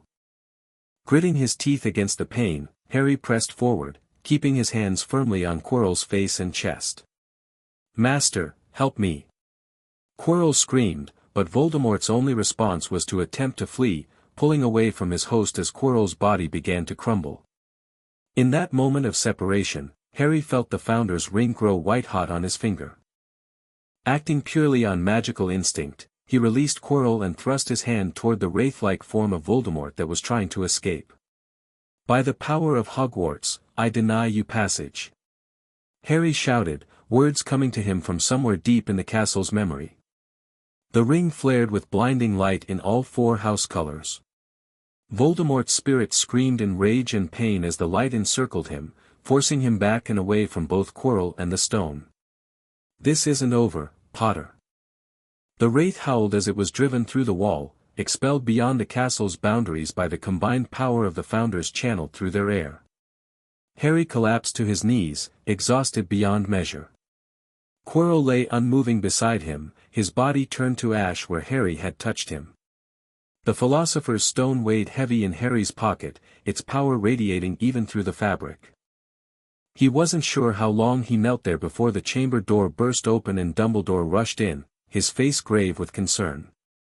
"Harry," the headmaster exclaimed, quickly taking in the scene. "Are you all right?" "Professor," Harry managed weakly. "The stone. I got it. Voldemort. I drove him out." Dumbledore helped Harry to his feet, examining him with piercing blue eyes. "Remarkable," he murmured. "Truly remarkable." "My friends," Harry remembered suddenly. "In the Foundation chamber. They're containing the corruption. Professor Snape is attending to them now," Dumbledore assured him. "On my instruction.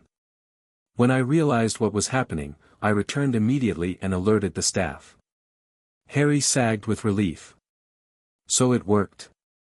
We stopped him." "Thanks to you and your friends, yes," Dumbledore confirmed. "Though I suspect this is merely the first battle in a longer war." Harry pulled the stone from his pocket, offering it to the headmaster. "Here. This should go back to Nicholas Flamel." Dumbledore accepted it with a nod of approval. "Your restraint does you credit, Harry. Many wizards would have been tempted by what this stone offers." "I don't want it," Harry said honestly. "I've seen what the desire for immortality and power does to people." They made their way slowly out of the chamber, Dumbledore supporting Harry when his legs threatened to give way. The obstacles reset behind them as they passed, the castle's magic restoring its protections. "How did you get the stone from the mirror?" Dumbledore asked as they walked. "It was one of my more inspired ideas, if I may say so. Only someone who wanted to find the stone, find it, but not use it, could retrieve it." "The Founders helped," Harry replied, touching the ring. "Or at least, their magic did." Dumbledore's eyes twinkled. "The Founders' ring is proving quite the asset. Perhaps the Board of Governors will reconsider their position on the heir's role after tonight's events." "Speaking of which," Harry said hesitantly, "what happens now? With me being the heir, I mean." "That, my dear boy, is largely up to you," Dumbledore replied thoughtfully. "The castle chose you for a reason. Tonight suggests that reason may have more to do with Hogwarts' protection than we initially realized." They had reached the entrance hall, where Professors McGonagall and Snape waited with Ron, Hermione, Neville, and Draco. All 4 looked exhausted but relieved to see Harry. "Potter," Snape acknowledged with what might have been the smallest nod of respect. "Your friends performed admirably in the Foundation chamber. The corruption has been contained, though full purification will require more extensive ritual work." "Harry." Hermione rushed forward, embracing him tightly. "You did it. We felt the moment Voldemort was expelled, the corruption in the stone stopped spreading immediately." "We all felt it," Ron added. "Like a shock wave of magic." Neville nodded enthusiastically. "The crucible practically exploded with light. It was amazing." Only Draco maintained his distance, though his typically guarded expression had softened slightly. "Not bad, Potter," he offered with calculated casualness. "For a half-trained heir." Harry grinned tiredly. "Couldn't have done it without Slytherin's contribution."